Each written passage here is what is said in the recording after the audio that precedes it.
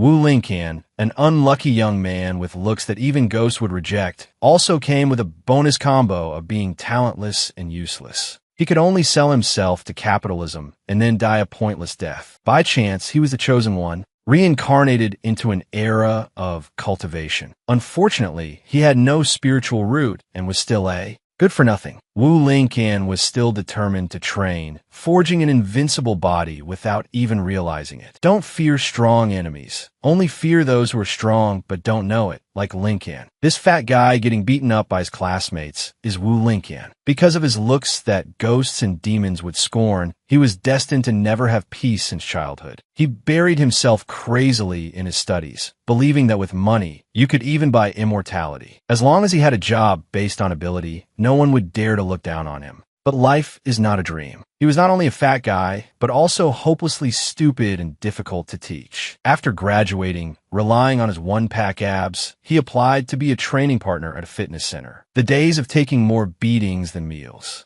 continued. A resentful Wu Lincan, on the verge of tears, slammed his hand on the table. Why does everyone bully me? Suddenly, a hand was placed on his shoulder. Even the gym owner, Mai Rinxing, pushed him around by ordering him to do reports. Wu Lincan felt something was wrong. He was just a training partner. Why was he being forced to do so much work? It was the same old bullying tactic. Mai Rinxing flexed his arms, revealing his bulging muscles, and directly shoved his giant bicep in his face as a threat. What did you say? I couldn't hear you. Knowing his place, Wu Lincan broke out in a cold sweat and did a sharp 180, obediently taking on all the reports like a puppy. It's true that nice guys get all the trouble. Wu Lincan instinctively turned his head toward a voice. A group of villainous-looking people gave a dangerous smile, asking for a favor that sounded like an order: clear up some space in my schedule for me. Adding bitterness to his frustration, Wu Lingsan's face turned as black as the bottom of a pot. Suppressing all his tolerance, he put on a face that was halfway between crying and laughing, reluctantly accepting all the work. As a result, Wu Lincan was still working in tears at 12 o'clock that night, blaming himself for not refusing earlier, knowing he wouldn't even get a raise. Suddenly, a surprise heart attack struck. Wu Lincan, in agony and foaming at the mouth, remembered the doctor's advice: lose weight or risk having a stroke. His luck was as black as soot. Trembling, Wu Lincan gathered all his strength to grab his phone, intending to call an ambulance right away. But when your life is hopelessly bleak, not only illness, but poverty also hunts you down relentlessly. His phone was disconnected due to unpaid bills. Well, it must be fate. Wu Lincan could only close his eyes and accept death. But in his final moments, Wu Lincan, feeling a burning rage, shot up and used his last bit of strength to do one last thing in this life. That was to delete the report file he had made. Then he could peacefully close his eyes and go meet his ancestors. If there was a next life, he didn't want to be a fat guy anymore. Somewhere else, Mai Rinxing was startled to see that Wu Lincan had completed the report. He unconsciously clicked to view it without thinking. What followed was a steamy scene, hot and fresh, appearing on the screen, making everyone present's eyes pop out, their souls practically leaving their bodies. As for Wu Lincan, when he opened his eyes, he found himself as a newborn baby, questioning his existence. Could it be that he was really reincarnated? He was. Time flew by like a dog running in a field. In a flash, 20,000 years had passed. In the strange land of the 9 provinces continent, in the east, there were towering mountains piercing the sky. This girl, Tushan Xiaoyu, with her perfect, curvy body, was a fox demon. She was constantly clinging to Lincan, acting cute.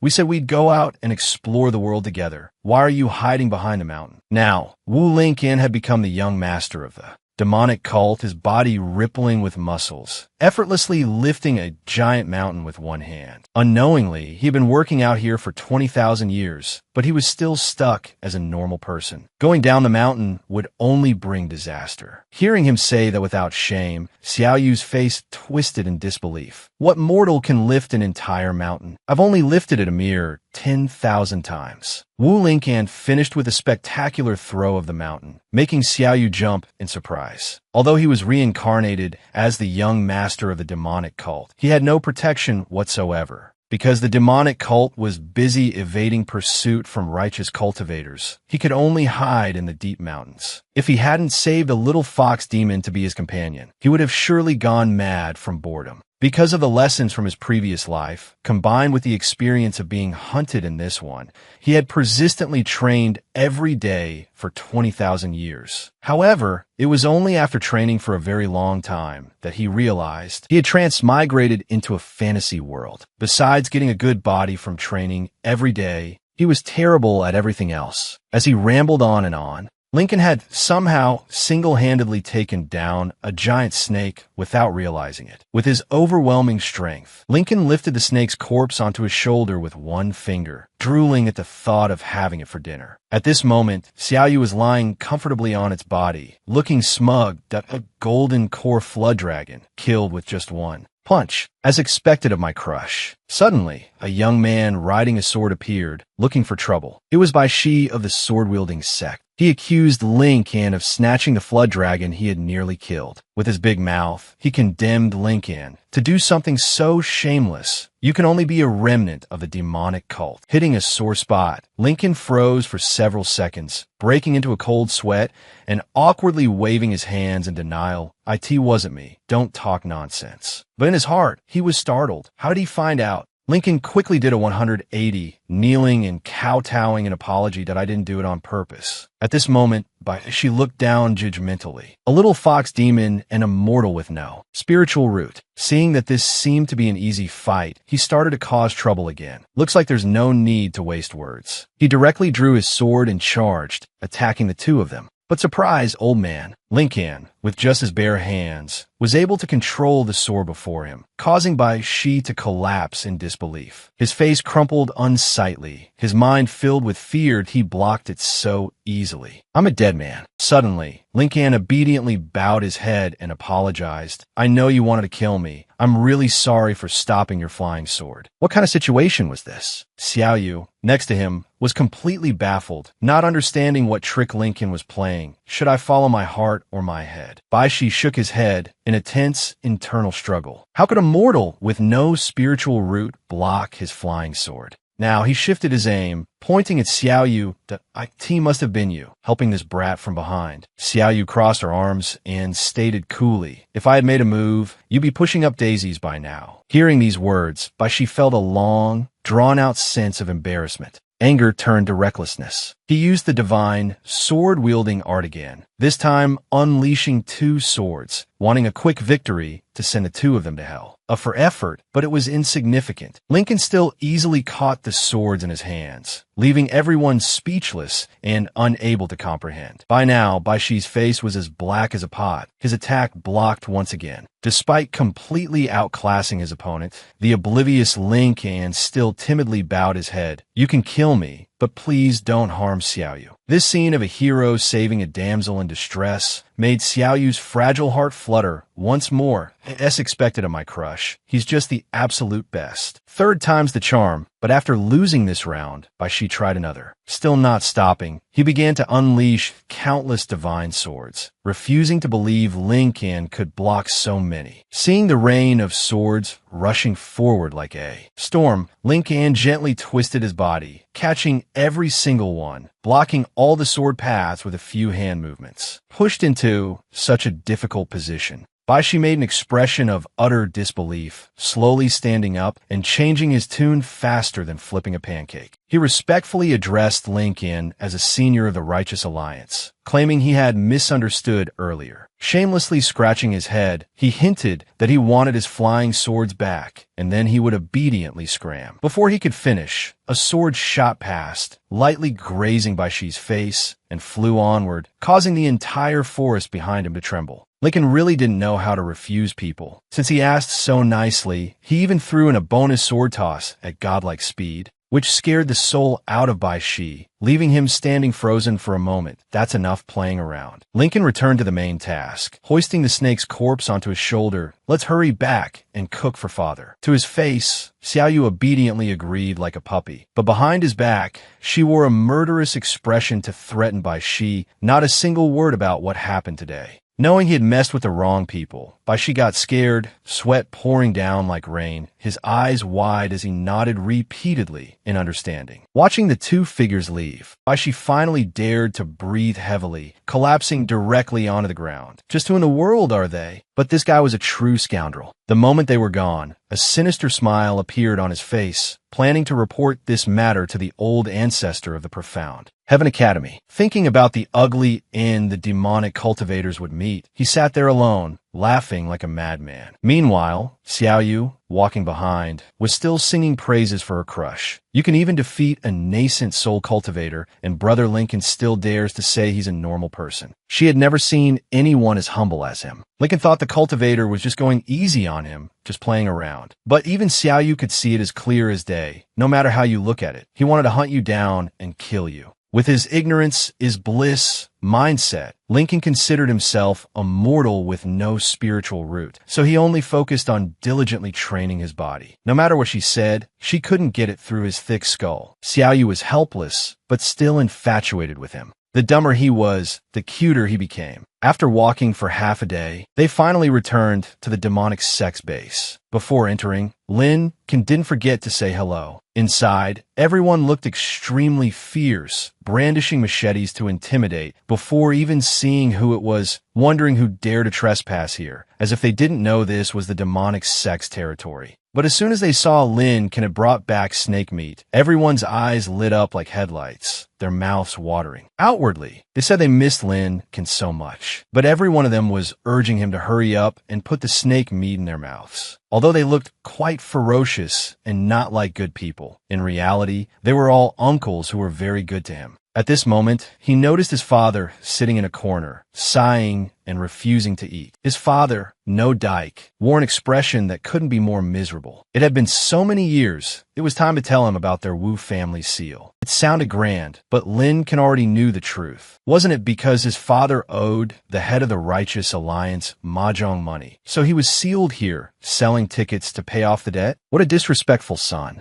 No Dyke coughed a few times to act serious. The reason for the seal wasn't important. What was important was that only a tribulation transcendent stage expert could break this seal. To sum it up, he was still counting on Lincoln, the last hope of the entire Wu family. While discussing such important shit, important matters, Lincoln was still training relentlessly. It was the same old story of him being just an ordinary person. But how the hell could no Dyke believe that? What ordinary person does push-ups with one finger? Anyway, as a last resort, he slapped his forehead in frustration, thinking to himself, this little rascal still doesn't see how special he is. Reluctantly, he brought out the big guns. Holding the token in his hand, Lincoln was bewildered, stammering, unable to form a sentence. Could this be? At this moment, No Dyke put on a proud expression and grinned with delight. Although this item is very hard to obtain, you don't need to be so surprised. Everyone's eyes were wide with curiosity. Lincoln bluntly guessed, could it be, this is a VIP card for the mysterious Heaven Bath and Entertainment Center? He just had to open his mouth, and every word he uttered shocked his father to the core. This is the qualification for the entrance examination of the heavenly profound sect. Rumor has it that just by entering the mysterious Heaven Academy, one can at least reach the golden core stage after graduation. If you don't join a sect after graduating, your tuition will be refunded. It's a top-tier academy where the elites of all sects gather. The time had come. No Dyke tightly gripped his son's hand and began to squeeze out tears. He was betting the entire Wu family on him, believing he would definitely break through to the tribulation transcendent stage and save everyone. With everyone's expectations like this, Lincoln reluctantly agreed, clenched his fist, tucked the token into his bag, ready to venture out into the world of cultivation to save his whole family. It's just that the things he packed seemed a bit excessive, and they were all bodybuilding equipment. If he was going to do it, he had to be extra. Now, Tunok turned to question No Dyke. Why would he let her crush go on such a dangerous mission? But he understood the situation better than anyone. The righteous and demonic paths have fought for 1,000 years, and the righteous path hunts them to extinction, fearing they would obtain that power. That's why Lincoln, who cannot cultivate, is the one to break this 1,000-year predicament. And he also has a quasi-emperor level 9-tailed demon fox with him. That sounds so grand and lofty. But Chunak was just afraid they would starve to death if the two of them left. Indeed, the people in the back caught on extremely quickly, diving headfirst into the food, knowing this was their last delicious meal. No Dyke didn't forget to beg for a piece, otherwise there'd be nothing left. At this time, at the mysterious Heaven Academy, many people were flocking here to apply for admission. A mysterious Heaven Academy instructor, Mai-Gon Lu, stood above, looking down with a judgmental frown and a look of scrutiny in his eyes. A middle-aged man with impressive green, red, and yellow hair approached. It was the ingenious machine pavilion's master, Hong Lu Kong, asking about the quality of this year's new students. Looking at the groups of new students engrossed in training below, Mai-Gon nodded, seeing that quite a few had potential. Even the dual cultivation sect and the sword riding sect had sent people. A young man with a six-pack, the young master of the dual cultivation sect, Don Trung Ma, was trying to flirt with a girl, wanting to invite her to dual cultivate with him. The girl with stark white hair and smooth skin is a member of the sword-riding peak, Bacta. But with a temper as fiery as her looks are cool, Bacta just gave him a slight glare and uttered a friendly word, "Piss off." Wherever she went, men's eyes followed. Truly worthy of being a beautiful belle, a genius who broke through to the Foundation establishment realm at age 11, and the only daughter of the sword-riding peak's master. But because of this, Bacta acted even more arrogant, looking down on everyone. She didn't consider any of the new students here worthy of her attention. Above, Mai-Gon Lu was still rambling on, saying the overall standards seemed not bad, but he suddenly paused when he saw Lin Kan showing off his strength. He was swinging dumbbells with his bare hands like they were toys, and the instructor considered him a weirdo who had slipped in. Hong Lu Kong could only laugh helplessly, guessing he had probably just broken through to the chi refining stage and wanted to show off a little. The more he said, the more Mai-Gon Lu disliked the sight. Such a show-off. He felt Lin Kan wouldn't even pass the first round. Not wanting to waste any more time, he leaped and hovered in midair, calling for everyone's attention after introducing himself. He added that he was in charge of this new student assessment. No beating around the bush. He wanted to get straight to the entrance test while it's hot. Those who pass all the assessments will be qualified to become disciples of the mysterious Heaven Academy. Down below, Lin Kan was continuously juggling the dumbbells, his eyes glued to the instructor,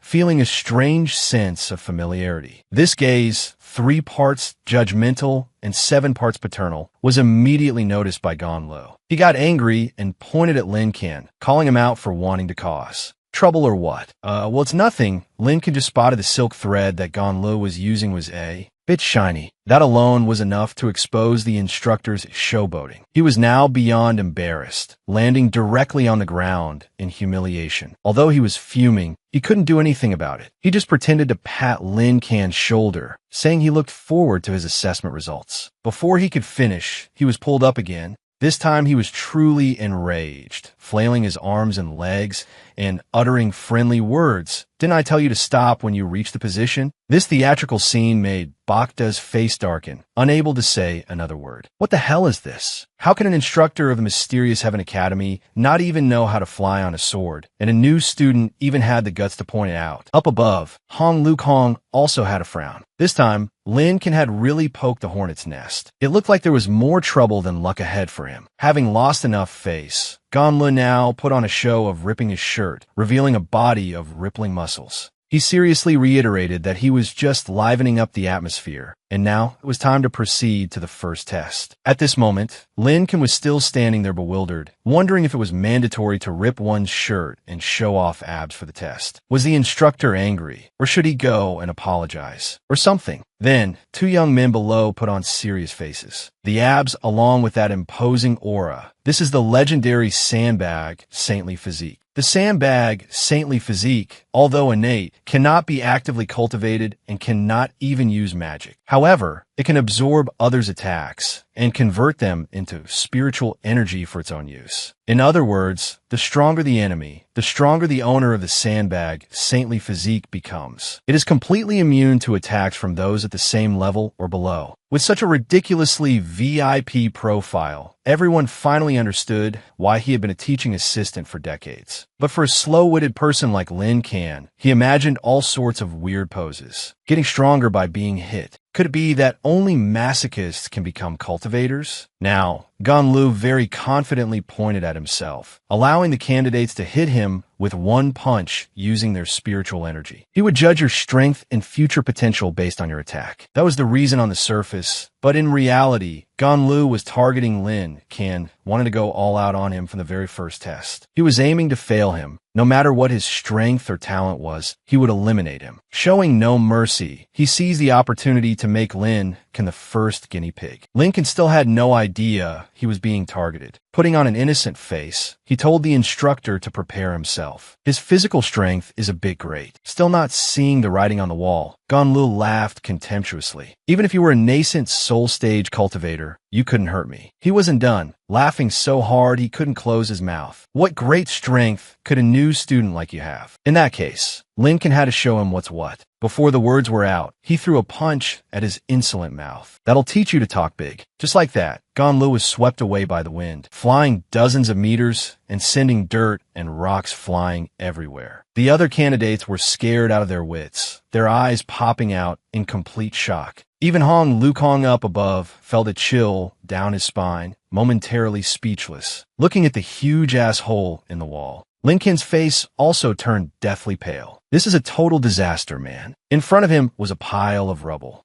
Ganlu lay unconscious on the ground, foaming at the mouth, out for the count. Seeing this undeniably miserable state, Lin Kan calmly turned to the others and asked his bros if this counted as passing the assessment. This spectacular display would have been strange if it didn't scare the pants off the other new students. Every one of them knew their place and backed away a few meters, not daring to breathe loudly or make a peep. At this moment, up on the roof, the fox Chunak had also caught up, surveying the situation below. She had a marvel and admiration. As expected of her crush, he was already attracting everyone's attention right after arriving. The crowd began to buzz with discussion. The fat guy who was just boasting that attacks from the nascent soul stage and below were ineffective against instructor Mai was now awkwardly flustered, not knowing what was going on. This situation wasn't written in the books. A single light punch was that earth-shattering. It would be strange if Bhakta didn't notice. It seemed she wasn't the only one hiding her strength. The whole crowd now gathered around, wanting to ask Lin Kan for some secrets. What on earth he eats to be so strong? Be that as it may, Huang Luhong had to go down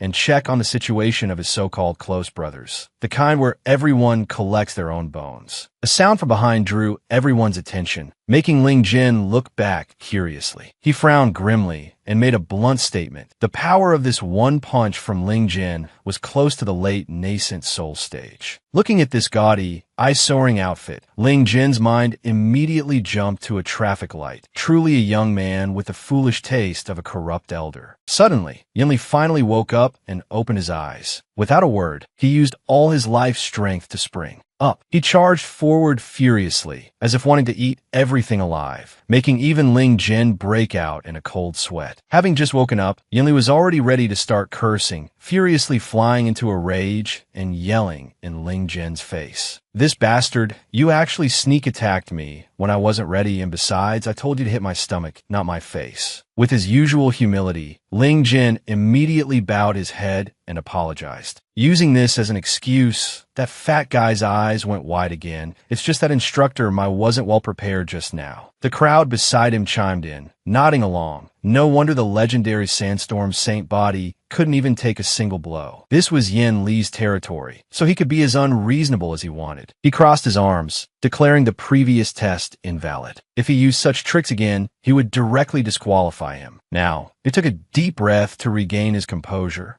and activated the Sandstorm Saint body, instantly causing his entire body to glow with a dazzling light. The fat guy got another chance to flatter. It's actually the immovable Sandstorm. This is the strongest defensive move of the Sandstorm Saint body, capable of converting all power into defensive strength. Yin Li's intention was crystal clear. This was the move he used for the final test against Tribulation Transcendent Stage cultivators. Today, even if Ling Jin used all the strength he'd had since birth, he wouldn't be able to do a thing. Still playing his usual surprise card, Ling Jin threw a punch at his stomach with terrifying destructive power, but it seemed to have no effect on him at all. His face remained unchanged, causing the gossiping crowd outside to exclaim in amazement, "Truly formidable." Instructor Mike didn't even move his feet a bit this time. Only Huang Luhong saw through the charade. His face was still dark as he frowned. "What do you mean he didn't move a bit?" Instructor Mai is standing there passed out. Looking again, it seemed Yanli was frozen in place like a statue, his eyes rolled back completely. Unconscious, unable to lose any more face, Huang Luhong stepped forward and quickly pushed Yanli inside, making the excuse that he wasn't feeling well. "The first round counts as all of you passing. Let's go." They hadn't even started, yet they had passed the first round. The people behind them couldn't stop smiling, cheering, and celebrating to keep the mood hot. Someone else stared wide-eyed at Ling Jin, curious about what realm he had reached to be able to deliver such a heart-stopping punch. Seeing a chance to ride his coattails, Duan Zhongma strode forward, struck a cool pose, and, seeing himself as an expert, wanted to befriend Ling General still with that sinfully innocent look. Ling Jin curiously asked who this guy was. Waiting for just this moment, Duan Zhongma began to show off with flashy moves, introducing himself as the 108th generation successor of the dual cultivation sect, whose interest was dual cultivating with others. He came over and slung an arm around Ling Jin's shoulders. "Your performance just now wasn't bad. I'll reluctantly accept you as my brother." Seeing this overly familiar and somewhat ridiculous gesture, Ling Jin was afraid he might be interested in dual cultivating with him right away. Now, the fat guy tiptoed over, wanting to ask to be his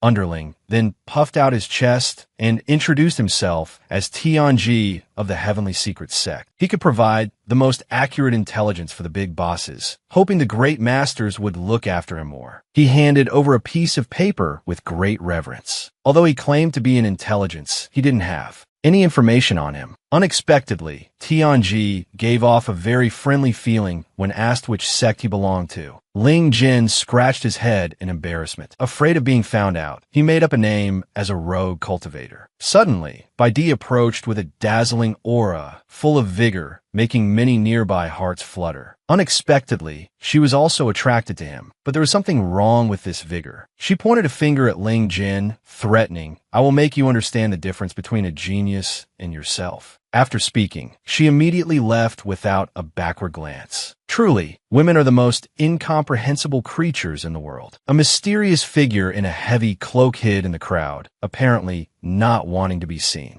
Now, Huang Luhong stepped up to preside, pressing a switch in his hand, causing the ground to shake. In an instant, the crowd was trapped inside a glass cage. Robots and electric guns emerged from nowhere. Huang Luhong would preside over the second round of the test. Before you were just mechanical puppets made by the Mechanist clan. During the assessment, they will continuously fire mechanical hidden weapons to attack everyone. The time limit is 1 incense stick. They just need to retreat and the mechanical puppets will stop attacking. The fewer times you are hit, the higher your score. But one thing must be emphasized. The hidden weapons fired by the puppets are real, meaning they have 1 foot in the grave. Without waiting for the candidates to mentally prepare, the puppets fired a barrage of projectiles at lightning speed. The ground was quickly filled with dust and smoke. The panicked candidates clutched their heads and ran before things got worse. The barrage of projectiles was denser than a spider's web. The number of people getting hit kept increasing. Thinking it was as easy as child's play, Ling Jin instantly activated flash mode, gracefully weaving his body to dodge. Standing outside, Huang Luhong was surprised that Duan Zhongma's performance was not bad. He used his Mystic Shadow Iron Mountain thrust, confident that no one could sneak attack him from behind. But it was just bad luck, I guess. The projectile directly attacked him from the front,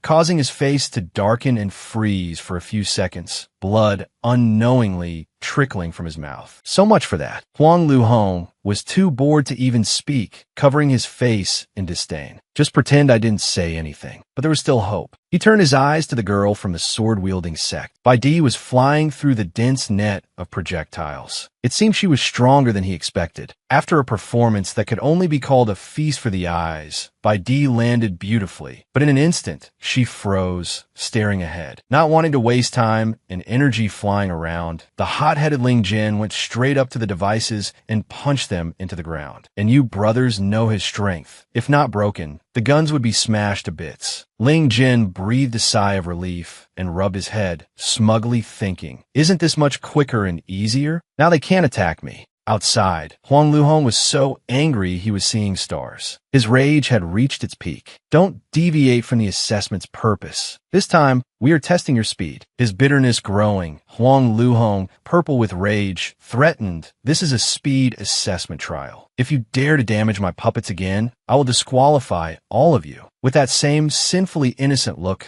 Ling Jin scratched his head. My apologies, I wasn't very clear on the assessment rules. Over here, Bai Di was brandishing her sword to dodge the attacks. But her mind couldn't stop thinking. No wonder Father said, all men are animals who love to show off. Why so serious? Ling Jin pulled the puppets' heads out, acting as if nothing had happened. Suddenly, a hand appeared and snatched the controller from Huang Luhong's grasp. It was none other than Yinli. He casually held a cigarette in his mouth. No need to waste words on a brat like this. Then, with a dangerous look on his face, he mashed the buttons, directly letting Ling Jin feel the power of these puppets. As if buffed with more power, the puppets began to react. Countless other mechanisms grew from their limbs, instantly transforming them into supersized giants. True to his reputation as the news king, Tianji recognized it at a glance. They've actually formed the combined primal commander. This mechanical puppet definitely has strength surpassing the golden core stage. Is this test even meant for people to pass?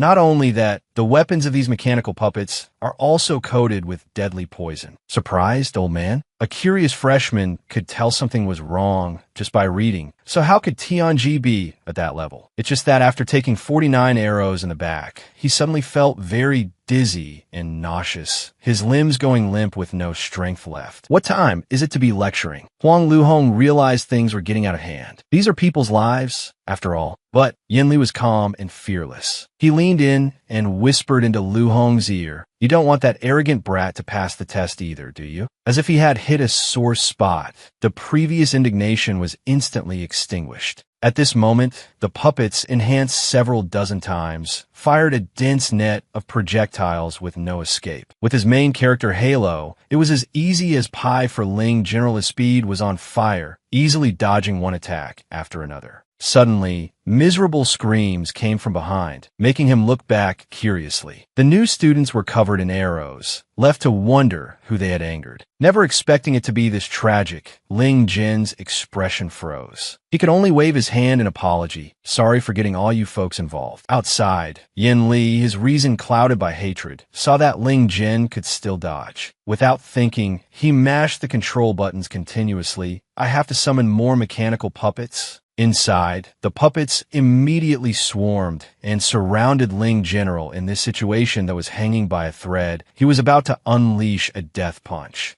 Reading his move, Yinli shouted from the outside, if you damage my puppets again, I will disqualify you right here and now. He really knows how to make things difficult. The new students, covered in injuries, realized the puppets were all attacking Ling Jin, making it much easier for them. Yet this bunch still craned their necks to watch. Being surrounded by so many puppets and unable to fight back, this life is a write-off. Tianji, face down on the ground, unable to even crawl, still lifted his head with teary eyes. I'll burn incense for you next year. Somewhere else, Bai Di was still diligently twirling her sword to dodge the attacks, a contemptuous smirk on her face. This is the consequence of loving to show off. Father was right after all. Forced into a corner, the focus of all the gun barrels now, Ling Jin was in a difficult position with no way out. When ability is limited, trickery is boundless. He focused all his life's strength into his feet and launched himself beautifully into the air.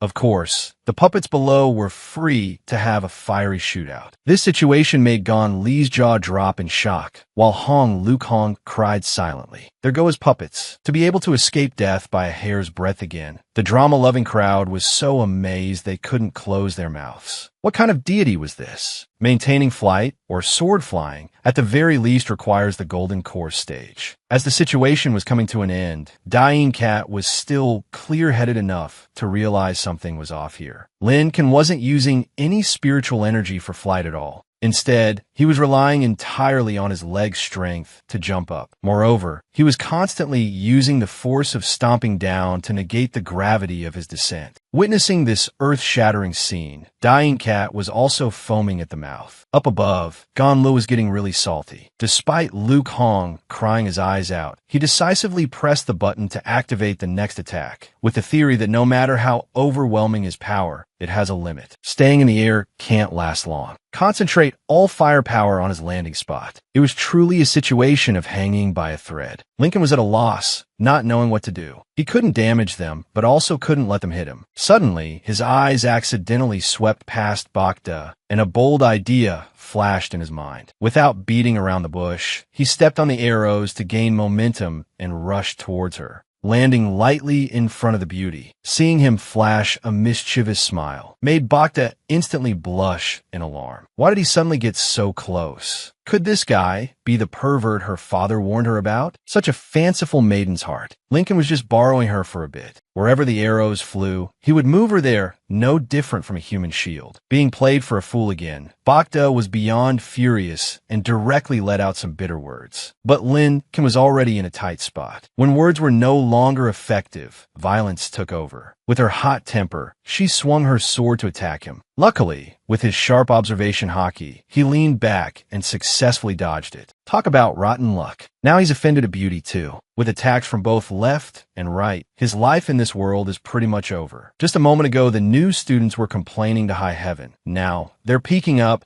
saying it feels like the test has nothing to do with them. Only his sworn brother, Dying Cat, despite his whole body aching, had to give a like to Lin Can for being able to maneuver while being pincered from both sides. The situation started to get as tangled as a spider's web, making Ganlu even more excited. Suddenly, while running for his dear life, as if a rocket was strapped to his butt, Lin Can's gaze fell upon the incense stick in Ganlu's mouth. In his mind, a brilliant idea sparked. Without a word, he turned his head back. He got into position and took a deep breath, while everyone was still wondering what trick he was up to. Then, Lin Can immediately exhaled a long breath with the force of a tornado, causing the hair of the two instructors to stand on end like super scions. Seeing Lin Can's figure approaching, Ganlu angrily threatened, "Don't think you can pass this stage just because you have a long breath." Truly, when ability is limited, the tricks are endless. Lin Can reminded him that the incense in the instructor's mouth had burned out. As if his mind was cleared, Liu Kong now understood the issue. That breath made the incense burn faster. Just what is the deal with this kid's body?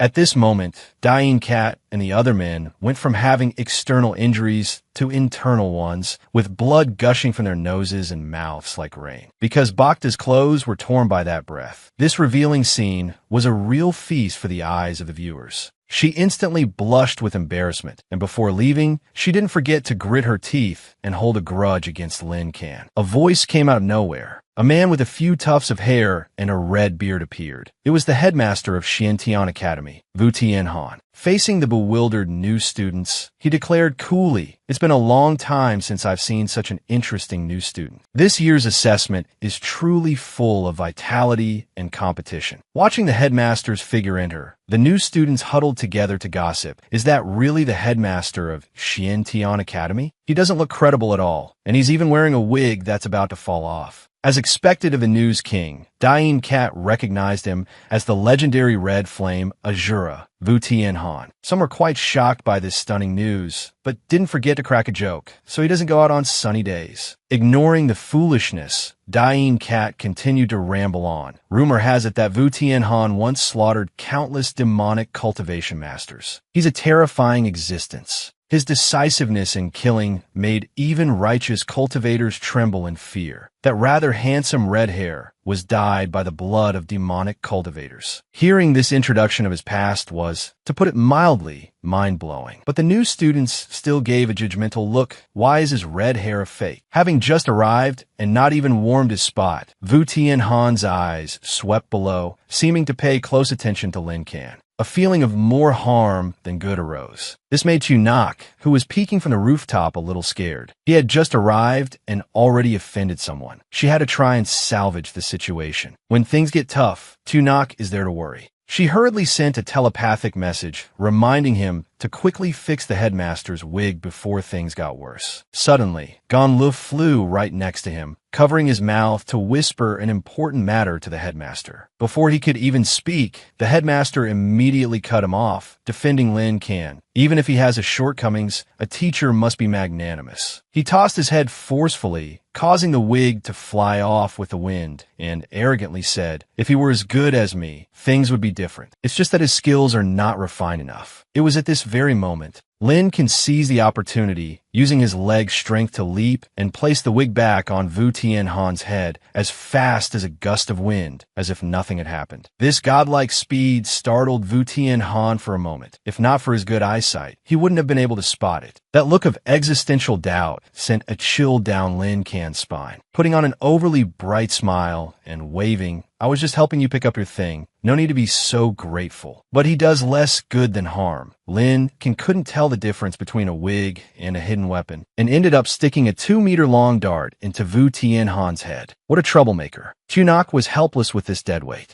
Ganlu took this opportunity to rush forward and grab Lin Kan by the collar. "How dare you attack the headmaster? Not ready to be upstaged so quickly." Wu Tianhan proudly boasted, "This little thing, how could it possibly injure me?" It's just that Ganlu saw his blood still flowing enthusiastically. Startled, the headmaster threatened loudly, "This is just my test. No one can save you now, son." Yet Lin can still put on a look of admiration, as expected of the headmaster, to be unharmed by that. Watching from the side, Chunak's blood was boiling. Even a blind person could see he was just bluffing. Feeling that a little blood loss was nothing, Wu Tianhan directly pulled the dart out of his head, and blood gushed out like a volcanic eruption. This time, the old man was really done for. He became dizzy, lost his balance, and fell, passing out in Ganlu's arms. Below, the new students looked up with weary expressions. Is this their future headmaster? All talk, but his actions are so cringy. Fearing public gossip, Lu Kong spoke up to disperse the crowd. Those who remain in the courtyard are considered to have passed the second round. The third round will be class assignments and will begin at noon tomorrow.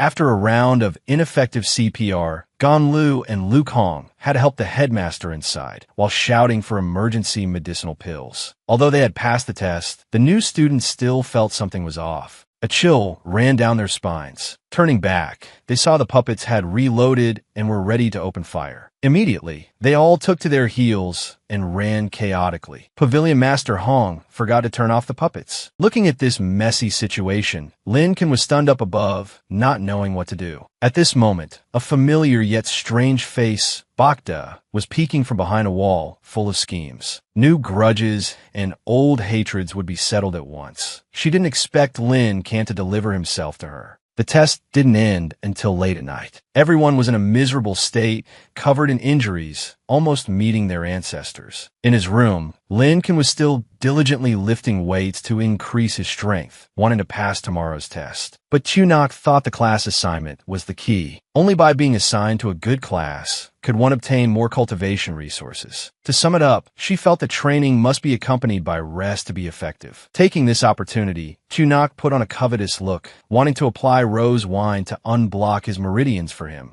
Oh, you have to be so eager. It scared Lin Kan so much his face darkened. Her expression looks more like she wants to eat me alive. Her secret thoughts exposed, Chunak shyly uttered some flirtatious words, then sprang up and walked straight to Lin Kan, ready to get to work. She pretended to trip on a stone, and just like that, fell with the wind into his six-pack abs, not forgetting to celebrate inwardly her successful plan. At this time, late at night outside, Bakda was skulking around alone, constantly biting her finger as if thinking about something. It turns out she was still salty about Lin Kan, vowing to show him what's what. Suddenly, a sound reached her ears from somewhere. The voice sounded somewhat familiar, making Bakda's eyes widen as she looked towards Lin Kan's room next door. Out of curiosity, she looked at the window. The dark silhouette reflected was of Lin Kan begging Chunak, which shocked Bakda, who couldn't make heads or tails of it. Bakda shook her head, feeling something was off. She vaguely told herself it was only because she held a grudge against Lin Kan that she was thinking this way, and tried to calm her mind to watch the rest. But no matter how hard she stared, Baidi still saw that barbaric scene, and this time the shock value was doubled. After that terrifying sight, her eyes went wide and her jaw dropped, certain that the evidence was real. What rotten luck! She had no idea that inside, he was using an iron rope, weighing a mere 3,000 gene, to jump rope. Keep turning those wrists, and the six-pack will follow. But his mouth wouldn't stop complaining. It was all because he had rushed to the mysterious Heaven Academy and forgotten to even bring a jump rope. Luckily, little sister Xiao Yu took care of everything, finding this ridiculously huge rope for him to practice with for a few days.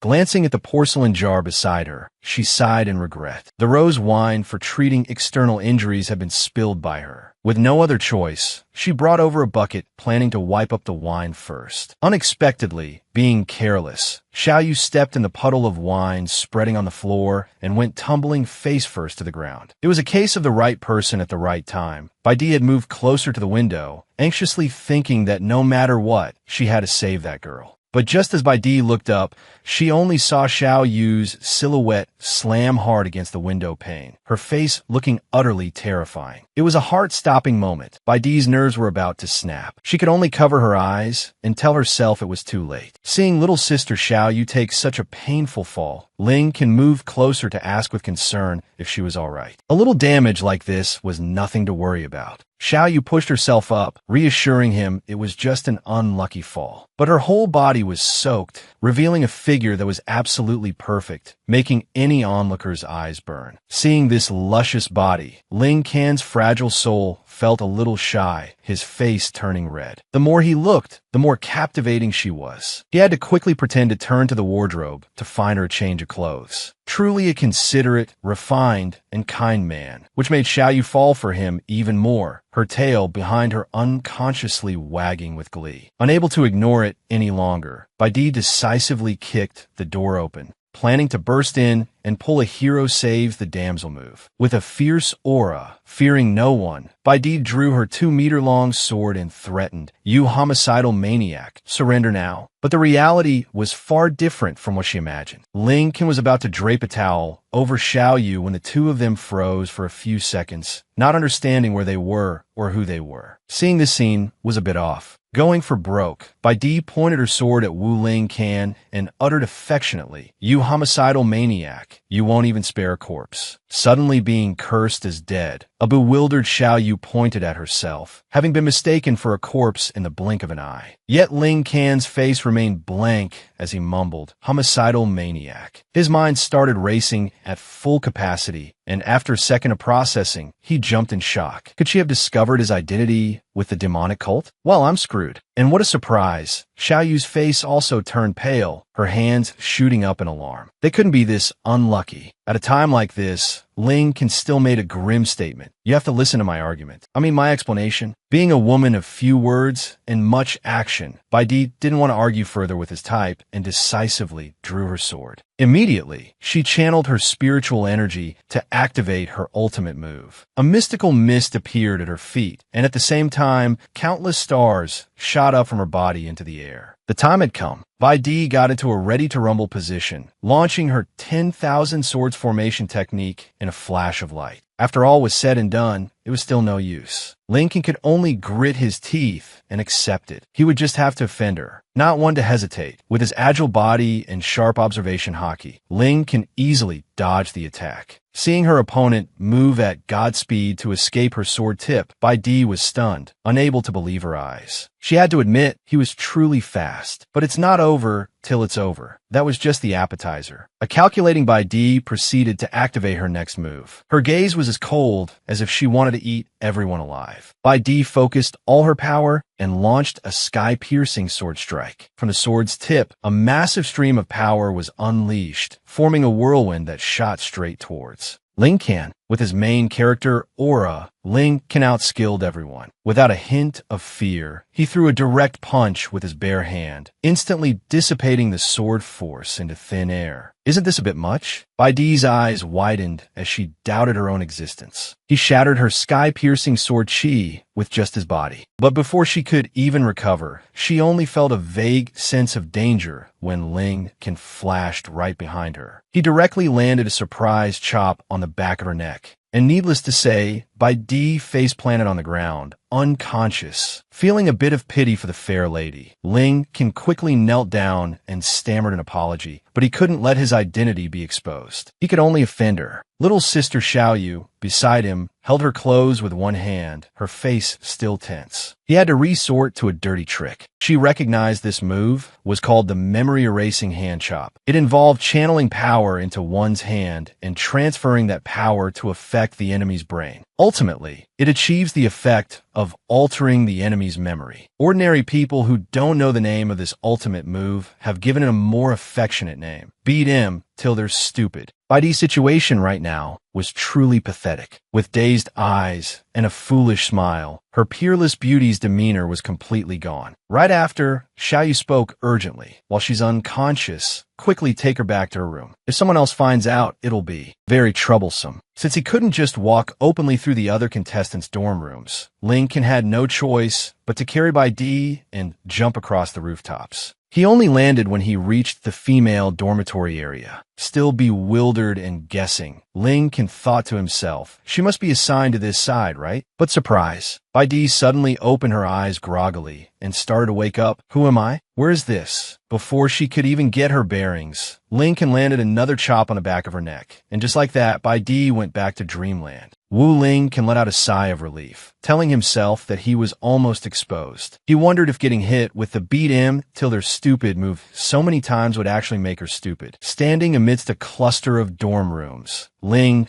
now realize something was wrong. Which room did this girl even belong to? Not knowing what to do, Ling Can's face went blank for a moment. This somewhat awkward expression was all seen by someone peeking from behind. That potbelly belonged to none other than Tianji. His jaw dropped as he questioned his own existence. What in the world is the relationship between those two? This time, even if Ling jumped into the Dalitch River, he wouldn't be able to clear his name. Yet he was still innocently analyzing which room was the right one. After a moment of running his brain at full capacity, his luck turned. Ling settled on the room right in front of him and decisively pushed the door open. Gently placing the beauty on the bed, he observed that there was no one else in the room. This must be her room for sure. It's unclear if he had any dark intentions, but he stood frozen for a few seconds, gazing at her. Suddenly, she groggily opened her eyes again as if about to wake up with the same familiar line, "Where is this?" Who am I? Just as rotten luck. Ling broke out in a cold sweat and threw a punch at her, affectionately uttering, memory erasing. Hand chop, caught in the act for the third time. It would be a waste if she didn't become stupid after being hit by him this time. Her eyes rolled back and she foamed at the mouth, a truly pathetic sight. The guy beats a girl senseless and then waves his hands around apologizing, saying he really can't let her know his identity. Lincoln suddenly became very worried. He had never used the memory erasing hand chop 3 consecutive times on anyone before. Surely it wouldn't be enough to make her go insane, right? He said sorry just for formality's sake, but his face was still grim with the fear of being discovered. If that happened, his whole family would be done for. Suddenly, he noticed the room was extremely messy. His inner neat freak flared up. She was the only daughter of the Bai family, yet her room was this messy. Wait, hold on a few seconds. Lincoln discovered his own shoe prints on the floor. Without a second thought, he quickly grabbed a nearby mop and diligently erased all traces. But the traces were all over the room. Reluctantly, he had to transform into a mobile maid. Meanwhile, in the gardens of the mysterious Heaven Academy, at a tea pavilion, a shadowy figure appeared. The surrounding bushes also rustled and shook mysteriously. Just then, the mysterious figure in the pavilion became clear. It was the young man in the hooded cloak from today's assessment. With his sharp observation hockey, he sensed an unexpected visitor. Since you're here, stop hiding. Show yourself. Suddenly, a black cat leaped out from the bushes, making the young man very pleased with his keen senses. He raised his cup of milk tea to his lips, about to take a sip to wake himself up, when unexpectedly, another man emerged from the nearby lake. The young man praised him enthusiastically, right on the mark. As expected of the outstanding talent of our Xiao family, you managed to detect me even though I was hidden so well. Well, isn't this a surprise?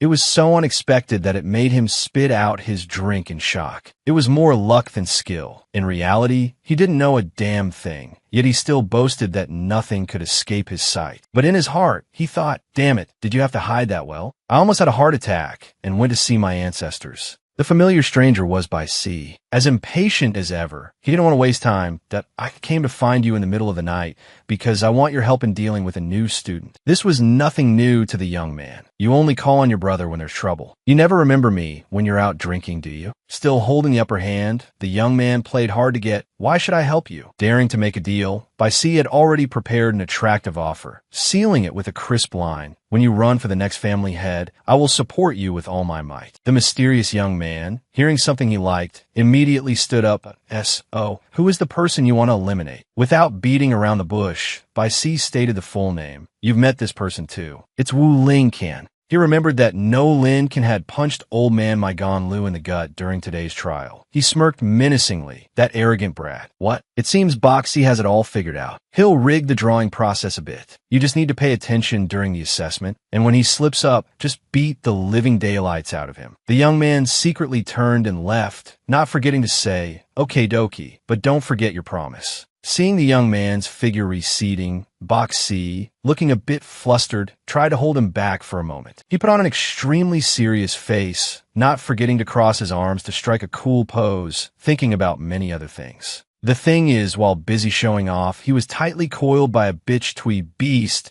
and was instantly lifted into the air, only now screaming for help. The situation was hanging by a thread, yet he could still pretend to be dangerous. How impressive. The young man held his head in frustration, even doubting this Huan Tian Academy. He must be a nepotism baby to become a Chu family elder and an instructor here. Although he was completely helpless. Calm with this case. There was no other way. He couldn't ignore it. The young man immediately drew his hot stuff. He gently glided across the water's surface, closing in on the supersized giant snake, decisively unleashing a barrage of fatal blows. After a performance that could only be called quick and clean, the young man landed in a cool pose, glancing over and declaring, "It's over." From midair, Boxy, with no support, just fell. Luckily, the young man was quick to catch him neatly. This pose was way too lovey-dovey. Boxy's face flushed as he gave a look of utter adoration. As expected of the Chu family's genius, this level of strength really puts one's mind at ease. Every word he breathed out was cringy. The young man coldly demanded, "Can you let go of me?" Before Boxy could react, he decisively flung his hand, throwing him into the water, and called out for Elder Dan without a second glance. Right away, Elder Dan started rambling on, warning that Lin Ken was no pushover. Seeing his outclassing strength today, one wrong move, and his life will be gone just like that. "I may lack everything else, but I have confidence in spades, boasting without fail. Who could possibly beat him, since he was a transmigrator?" To reveal a little info for you guys, this young man is Chu Hoa Hoa, originally a normal student on Lambstar. Due to an accident, he transmigrated here, and on top of that, became the infamous useless young master of the Chu family. After an unexpected incident, he obtained a ring with Elder Dan inside, and from then on, began his path of counterattack. Not only that, he was confident he had the protagonist's halo, so Lin Ken was just a pawn to be killed. Or to be more precise, just a background character. While actively practicing his hand techniques to erase traces, Lin Ken, being mentioned so often, felt a jolt and sneezed. But there was no need to worry. It was time for him to make a run for it. In a flash, he closed the door, leaped, and vanished. At this moment, Tu Hoa Hoa also arrived at his room's door. As soon as he entered, a dazzlingly bright room hit his eyes. He couldn't believe what he was seeing. A sense of unease rushed over him. He noticed the back of someone lying on the bed, and as he got closer, he was startled out of his wits. How could a good girl be served up to him on a platter like this? Suddenly, the girl, Bakda, turned over, further showing off her two loudspeakers. Tu Hoa Hoa blushed and drooled. As expected of the sword-wielding Peaks Bakda, the dream goddess of the young generation of men, both her face and body were so beautiful even in her sleep, and so desirable. An intense internal struggle ensued. Dark thoughts emerged that don't make a rash move. He reassured himself it wasn't the time for lewdness. Suddenly, he noticed his room was sparkling incessantly, incredibly magical and ethereal, making his mind float on cloud nine and get the wrong idea. He thought to himself, a beautiful girl, in the middle of the night, secretly helped clean his room and is now casually sleeping on his bed. After racking his brain for a moment, he came to a conclusion. This girl must be into me. A player of the romance genre, he clutched his tomato-red face, shyly recalling reading many comics in his past life. For a protagonist like him, there must be a female lead to support him. Perhaps Bacta was the missing piece of his life. Enough with the daydreaming. Hoa Hoa leaned down to gaze at her beautiful face, wondering in his heart why she still hadn't woken up yet. When things get tough, Elder Dan is there. He popped out like a god and sensed it. This girl's spiritual consciousness seems to be slightly damaged. That's why she can't wake up yet. Just when you thought he'd gotten the hint, his imagination turned out to be VIP pro level. He cried in feigned sorrow, thinking, did Lady Bacta admire me so much that she exhausted herself cleaning my room,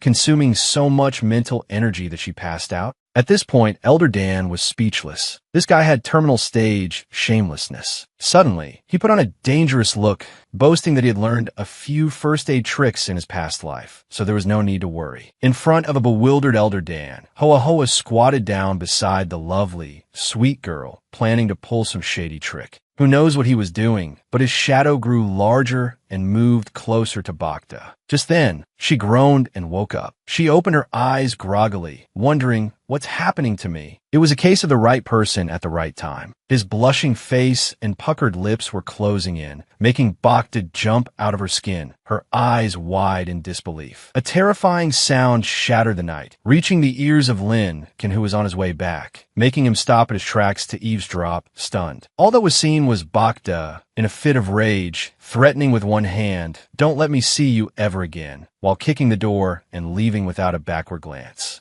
Who else could be the most pathetic but our friend Hoa Hoa? He was beaten to a pulp, his face swollen like a bun, his head covered in lumps and bumps. Stupidity at its finest is real. Hoa Hoa was still blindly thinking, she's clearly interested in me, so why did she hurt me so badly? It seems only Elder Dan was sane enough to realize this guy was in the final stage of delusion. To rationalize it for Hoa Hoa, he came up with a script. In this world, women are naturally conservative, so you directly performing mouth-to-mouth resuscitation was too stimulating, unable to absorb any of it. Elder Dan couldn't understand why he was so insistent that Bacta liked him. Maybe she just went into the wrong room. Still with that confident air of being a born protagonist whom everyone adores, which made Elder Dan sick. He suggested he wipe the blood off his face before talking. On the quiet night road, Bacta touched her head, suddenly confused. How'd she end up on someone else's bed? If she remembered correctly, she was just fiercely combating Lincoln. As expected of a beauty who holds a grudge, she had already remembered that Lincoln was a demonic cultivator. Such a shocking discovery. She suddenly remembered Tunak, who could be Lincoln's accomplice. Suddenly, she smirked cryptically. "You audacious thief, daring to sneak into my Huyen Tien Academy. I will definitely find proof that you are a demonic cultivator." As if she had struck gold, she excitedly shouted out loud, "Lincoln, you just wait for me." The loud noise echoed throughout Huyen Tien Academy, waking up all the candidates for the assessment. Having their good night's sleep disturbed, the crowd gathered to gossip excitedly. Did some crazy chick escape? Someone vaguely recognized Bacta's voice and started getting curious about what was going on between her and Lincoln. Soon, dawn brought bright sunlight shining on the main campus of Huyen Tien Academy. By now, everyone had gathered around a martial arts arena. A girl had been standing there since the afternoon, arms crossed with an annoyed look. "Why hasn't the assessment started yet? I've been waiting forever, and not a single instructor has shown up." True to the saying, it ain't over till it's over, Lincoln, unbothered by the world, took the opportunity to do some hand practice to enhance his training. This eccentric behavior couldn't help but surprise the other candidates, who all just stood there staring blankly. "You just love making things difficult," Tunak hurriedly reassured him. "Patience is a virtue. Your strength is enough to outclass any opponent." The more Bacta looked, the more of an eyesore he became. Truly the king of theatrics, he just loves to provoke people. It seems she showed her animosity too clearly, making a few young men nearby curious. The matter of her calling Lincoln's name the night, they didn't know what was going on between them. When things get tough, Dying Cat is there. With a face as bright as a flower, he said, "Looks like you guys don't know the inside story, huh?" Just waiting for the crowd to get curious. Dying Cat gestured wildly and blurted out, "Bacta and Lincoln's relationship is deeper than you imagine." Last night, before he could finish, a sharp sword was placed neatly on Dying Cat's neck, making him break out out in a cold sweat and freeze. A chill ran down his spine. Hoa Hoa gave him a look that could kill, sending a gentle message. Don't you dare speak ill of Bacta. If he dared to gossip again, his life would be over. Dying Cat obediently didn't dare to talk back. The moment Hoa Hoa withdrew his sword, he collapsed on the spot, trembling all over. Looks like there's more good drama to watch. The crowd was intensely curious. Why did this guy suddenly get so angry? He must be Bacta's dog. Yet Hoa Hoa was truly beyond help, still believing Bacta was his destined female lead. How could she have a relationship with a passerby? After a series of hot dramas, Instructor Maigon Lu finally showed up, immediately shouting to restore order. Everyone gradually fell silent, not daring to breathe loudly, their eyes fixed on three beams of light descending from the sky. It was the three familiar faces, Maigon Lu, Pavilion Master Hong, and the headmaster, but in very eye-catching outfits. To heat up the stage right away, Gon Lu got straight to the point. This arena assessment is a life-or-death battle. The purpose is to test your performance in actual combat, and to arrange suitable classes based on your performance in the arena, and Headmaster Vu Tianhan will personally judge the assessment process. What time is it now? Yet the troublemaker Lin can still have that innocently guilty look, pointing and wondering. It seems the headmaster has changed his wig. Hearing him make such a death wish comment made Chu Nok's face turn pale. Keep your voice down, Grandpa. Haven't you offended enough people already? Up in the stands, the dean was busy stroking his beard, only glancing back slightly as if giving a signal. Pavilion Master Huang immediately nodded in acknowledgement, then began pressing a control button on a device. A box emerged from the ground, and he asked all the contestants to draw their match numbers. The person before him had just finished. Ling Can followed the line, reached his hand in to draw a lot, unaware that near a tree nearby, a familiar shadowy figure, by Shi, was lurking, controlling a sword to lift a lot slip in a blatant attempt to cheat. Everything went according to plan. Lincoln immediately pulled out the lot, looking surprised at the number 38, which had some shattered iron fragments clinging to it. What the hell is this? With the situation going as intended, Baishi's face, hidden in the shadows, broke into a cunning smile. Blood was still streaming from his nose and eyes, yet he still had time to celebrate the initial success of his plan. Only Hua Hua saw through it all, looking on from behind with a face that said she couldn't be bothered to speak. Is your shattered natal sword really not a problem? Blood kept pouring from his mouth, yet Baishi acted completely unfazed, giving a sharp thumbs up behind his head. I'm an instructor of this Xian Tian Academy, not just some empty title. Isn't this just pathetic? Hua Hua was utterly speechless with this guy. You'd be better off not talking at all. Looking at the number 36 slip in her hand, Hua Hua felt something was off here. It's clear you're not in the same group as that brat. Did you make a mistake? With his vast experience, Baishi explained, I don't know what cultivation technique that brat practices. He does have some strength. I didn't put him in the same group right away because I want to test the depths of Ling Can's power. At the same time, a massive, gigantic shadow approached Ling Can from behind, asking in a friendly tone, You're the one fighting me, right? Ling Can froze at his opponent's 2-meter height, but was even more surprised by his arrogance, as he claimed Ling Can was still green and inexperienced,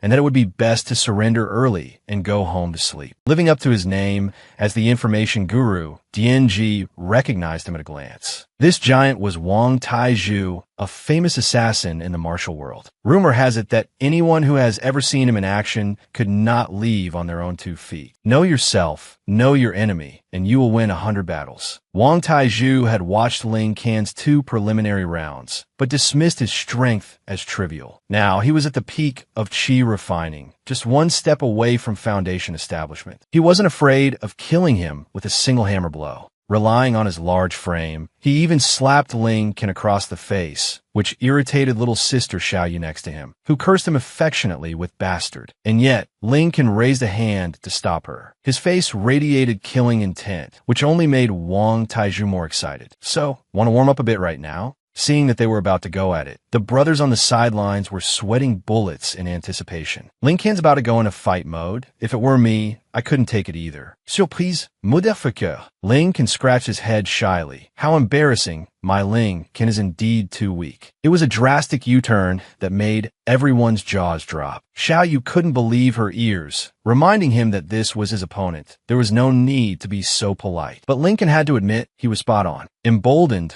Wang Taizhu tilted his head to the sky. The gap between us is as wide as heaven and earth. If you don't kneel down now, I might consider leaving you a path to live. Lincoln smirked and delivered a cool line. No matter how weak I am, I still have a reason to fight. It was super awkward here. Wang Taizhu froze for a moment, then quickly walked away, not forgetting to add that he would kill him when they met on the stage. He didn't have to say anything, but every word he breathed made Xiao Yu swoon. You're so damn cool. At this moment, Wang Taizhu carried his massive weapon over to Bai Shi, reminding him of their deal. If he killed Ling Can, he had to be led into the key class. After getting Bai Shi's assurance, he left with peace of mind, not forgetting to boast that he would show Ling Can a world of hurt. That muscular physique alone was enough to make Hua feel suffocated. Hopefully, Ling Can won't be eliminated in the first round. The time for drawing lots was over. Ma Yinlu signaled for the first group to enter the arena. Contestant number 1, Bai Di, stepped forward, captivating all the men there. She was soloing against the young man Zhong Ma, who even tried to proposition her for dual cultivation, enraging the crowd who wanted to teach him a lesson. After his cringe-worthy statement, Zhong Ma received enough flack to build a house. He moved to show off his dodging speed, claiming that attacks from behind were useless against him. A hand slapped him right on the back of his neck. It was Ma Yinlu, who was so annoyed she felt like she was taking all the flack for him, getting hit by a stray shot even though she did nothing. Not only that, but Hua below wasn't happy either. Trying to flirt with my beauty, huh? There's no reason not to hold a grudge for that. Eavesdropping from the side, Bai Shi was openly surprised. They just met during the assessment, and they're already flirting so quickly. Hua just clicked her tongue smugly. How could he understand the protagonist's aura? As things got chaotic, Pavilion Master Huang faked a few coughs and quickly started the match. He won't shed a tear until he sees the coffin. This Zhong Ma's narcissism is top tier. He plans to win over the beauty with his real skills. As soon as he finished speaking, he executed his illusionary Iron Mountain lean technique, instantly creating afterimages to deceive his opponent's vision. DNG marveled. By shaking his body quickly, he can create unpredictable illusions of real and fake. That's absolutely amazing. But even if he stared until his eyes popped out, Ling Can still couldn't see what was so impressive about it. Still quite confident in his move, Zhong Ma was caught off guard as Bai Di merely glanced down and launched a vicious move right between his legs. It instantly broke his afterimages, making him clutch his privates in pain, daring to sneak attack me there. This girl is truly interesting. But Zhong Ma changed his tune again. He pulled out a piece of smoking iron. With his experience in harassing others, he had come prepared. Unable to stomach his expression, Bai Di flinched and blushed. Is that something to be proud of? Not letting his opponent take a break,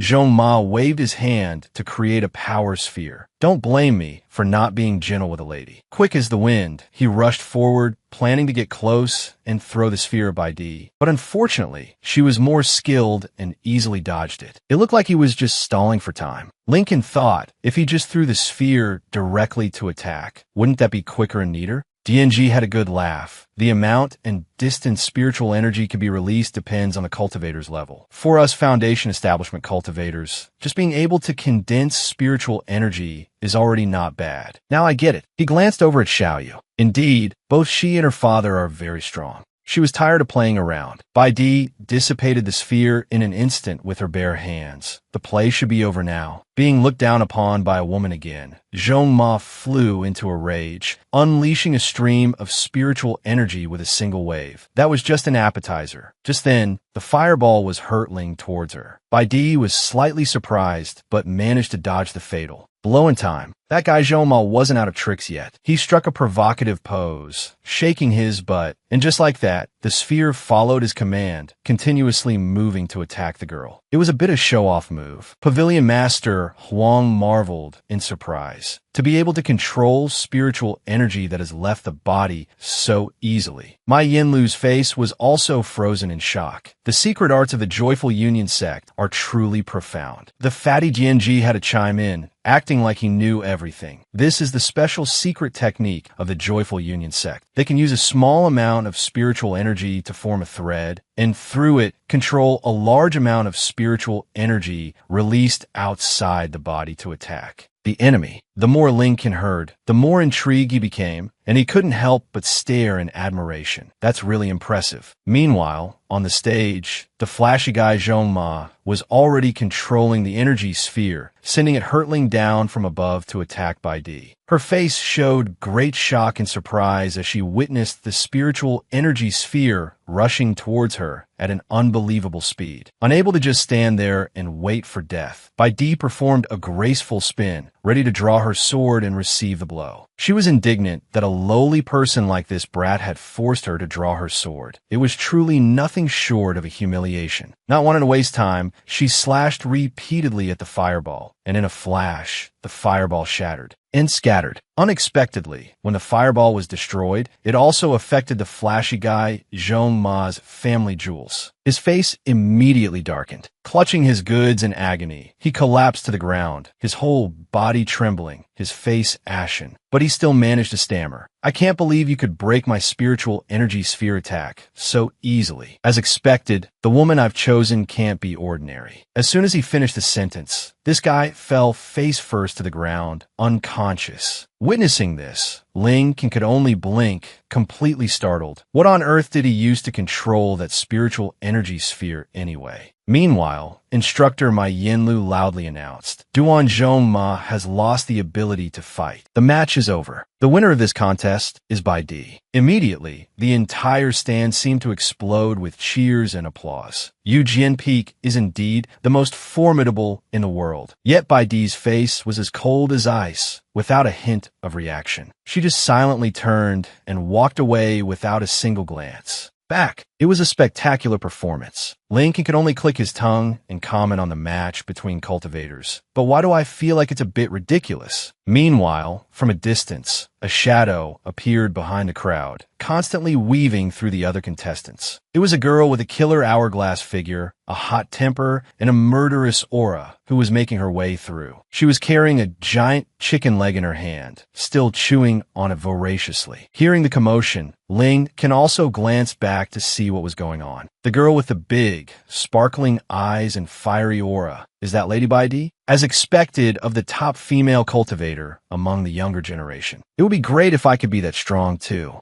As for Bai Di, she was clearly used to this, her expression unchanging as she silently enjoyed the flattery. Meanwhile, Lincoln seemed a bit off topic, constantly glancing at the short-haired girl. Good heavens, they're so big and round. They look so mouth-watering. Curiously following his gaze, Xiao Yu's jaw dropped because what caught her eye were two large, round speakers. How could one's thoughts stay pure at this point? Xiao Yu then instinctively touched and felt her own speakers. So, Brother Ling Can's type is big? Feeling a chill down her spine, the red-haired girl glanced around, sensing something. Very enthusiastically, she brought a huge thigh right in front of him, as if asking, "You seem very hungry. Want some?" His mouth watered. Game over. Only now did Xiao Yu realize, could it be that he was craving meat? Although a bit embarrassed, Ling Qin quickly wiped his mouth, admitting that he had been training hard last night and was indeed a little hungry. Now, Xiao Yu's dream was officially shattered. He was really hungry for meat. She weirdly bit her lip. What should she do? She didn't understand Ling Kanji as well as a strange woman. While she was lost in a fierce internal struggle, Ling Qin had already taken a delicious bite. Back at the arena, Yin Lu signaled for the trembling Zhong Ma to be taken down to prepare for the next match. After eating his fill, Ling Qin suddenly remembered he hadn't even asked for an introduction. This girl with a foodie soul put on an incredibly cute face, introducing herself as Murong Chan, a student who had enrolled in Xiantian Academy last year. Hearing this, Xiao Yu knew she was a senior, but she didn't understand why she would come to watch their new student competition. Without pausing her chewing, Murong Chan shyly hit her own head, explaining that due to her poor grades, she had to repeat the year, so she was here to take the placement test for the third time. time.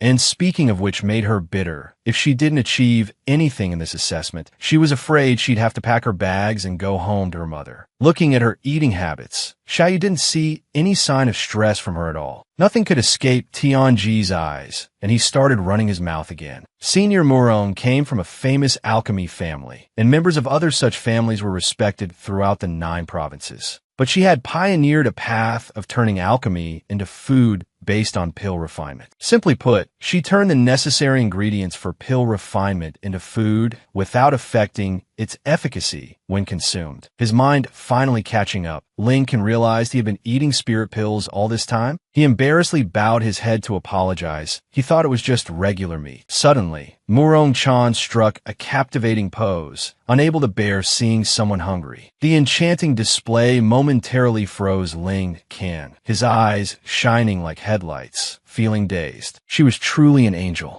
A loud noise from the front shattered the atmosphere. Bai Di walked straight towards them, her gaze fixed on someone. Just waiting for this moment, Murong Chan immediately took out a paper to ask for an autograph. She had always been a supporter. Faced with the girl's irresistible cuteness, Bai Di just coldly walked past, not forgetting to threaten Ling Qin about last night. The cryptic remark made the crowd even more confused. Murong Chan wanted to use Ling Qin to get close to Bai Di to learn a bit of her strength. From above, Yin Lu called her helplessly. "Aren't you going to get ready and go to the stage?" Murong Chan hurriedly scrambled up. There was a sour smell of jealousy in the air. Xiaoyu, green with envy, warned him to hang out less with strange girls. Lincoln thought the girl was pretty decent. Someone who could care for a stranger couldn't be a bad person. Before anything even happened, the pressure was already on. Yin Lu warned her this was her last chance, making her sigh and resolve to win this time, not wanting to return to that nightmarish place. Her opponent was none other than Hua Hua, who struck a cool pose with a smirk as soon as he got on stage. Both contestants were on the stage, face to face, exchanging murderous glares as if to intimidate their opponent. Up above, the headmaster realized Murong Chan was mixed into the placement test bracket for newcomers. Just talking about it was a headache. Pavilion Master Huang sighed. It was because she failed all her tests. Even the alchemy test, her specialty, was turned into a mess by her, so they could only let her repeat the year. If she lost this match too, they would have to consider sending her back to the Murong family. The situation seemed quite tense. Tianji saw that besides refining food, she had no combat skills and feared the odds were against her. From beginning to end, Ling Can's face remained cold and expressionless, only uttering 2 words. "Is that so?" His eyes watched on as if waiting for something. Without any more delay, Yin Lu signaled the start of the match and leaped up high, leaving the spotlight of the arena to the 2 of them. She had to strike first to gain an advantage. Carrying her ridiculously large chest, Murong Chan clenched her fists with determination. She couldn't lose this time.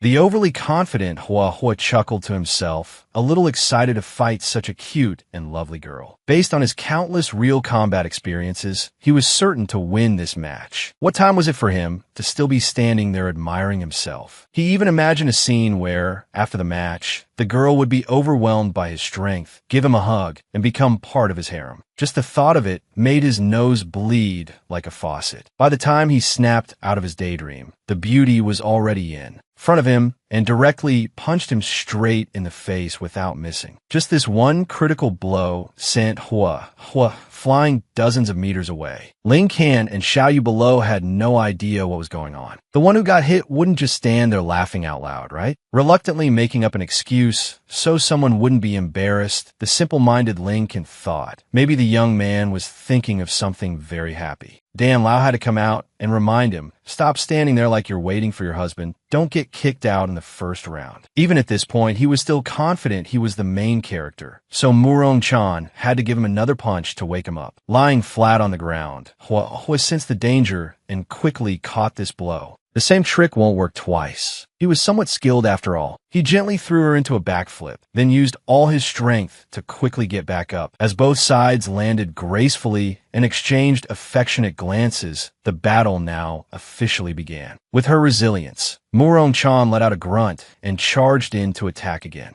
All too familiar with this, Hua moved again as fast as the wind, even taunting that she couldn't touch a single hair on his head, using only her fists. The match had reached its most dramatic part. The spectator Ling can seem to be cheering quite enthusiastically. clenching his fists and calling out Murong's name like a crazy fan. He didn't notice that beside him, Xiaoyu was about to explode with anger, her eyes filled with murderous intent as she just let out a huff. She couldn't just keep attacking continuously. Murong-chan also had moments of exhaustion, slowing down, so tired she was out of breath. Still driven by the will not to lose, she took a risk and pulled out 2 piping hot items, swallowing them whole in one go, leaving her opponent wide-eyed in astonishment. Grasping the situation very quickly, Tianji understood this was her tactic, using the spiritual energy from the food to enhance her own combat power. Unlike a certain Ling Qian, who was still dazed and confused, thinking she was eating because she was hungry. Suddenly, Tianji's face darkened with tension. But the signature dishes Murong made were all genuine elixirs. To eat so many at once, a certain outcome just flashed through his mind. Up on stage, Murong was still gobbling down the food. The 2 mountains on her chest swelled uncontrollably. A blinding light flashed. After the hazy white smoke, Murong-chan had devoured all the food, her clothes tearing in several places. This made the men below have nosebleeds. Xiaoyu was furious. Is her body exploding or her clothes? Without exerting any effort, she made Huahua's nose bleed in 2 streams. He could still trash talk. Even if you're making a last-ditch effort, you still can't defeat me. His girl-crazy nature was unmistakable. Dan Lao was startled and reminded him to wipe his nosebleed first. Knowing it was useless but still wanting to try, she gathered all her strength and charged forward to attack once more. The terrifying punch came down, but luckily Huahua dodged it in time. Otherwise, he would have ended up like the ground, which cracked into many pieces. Seeing that he couldn't keep playing around anymore, Dan Lao warned him to be vigilant. The girl was definitely no longer just at the chi refining stage. Risk it for the biscuit or to get expelled.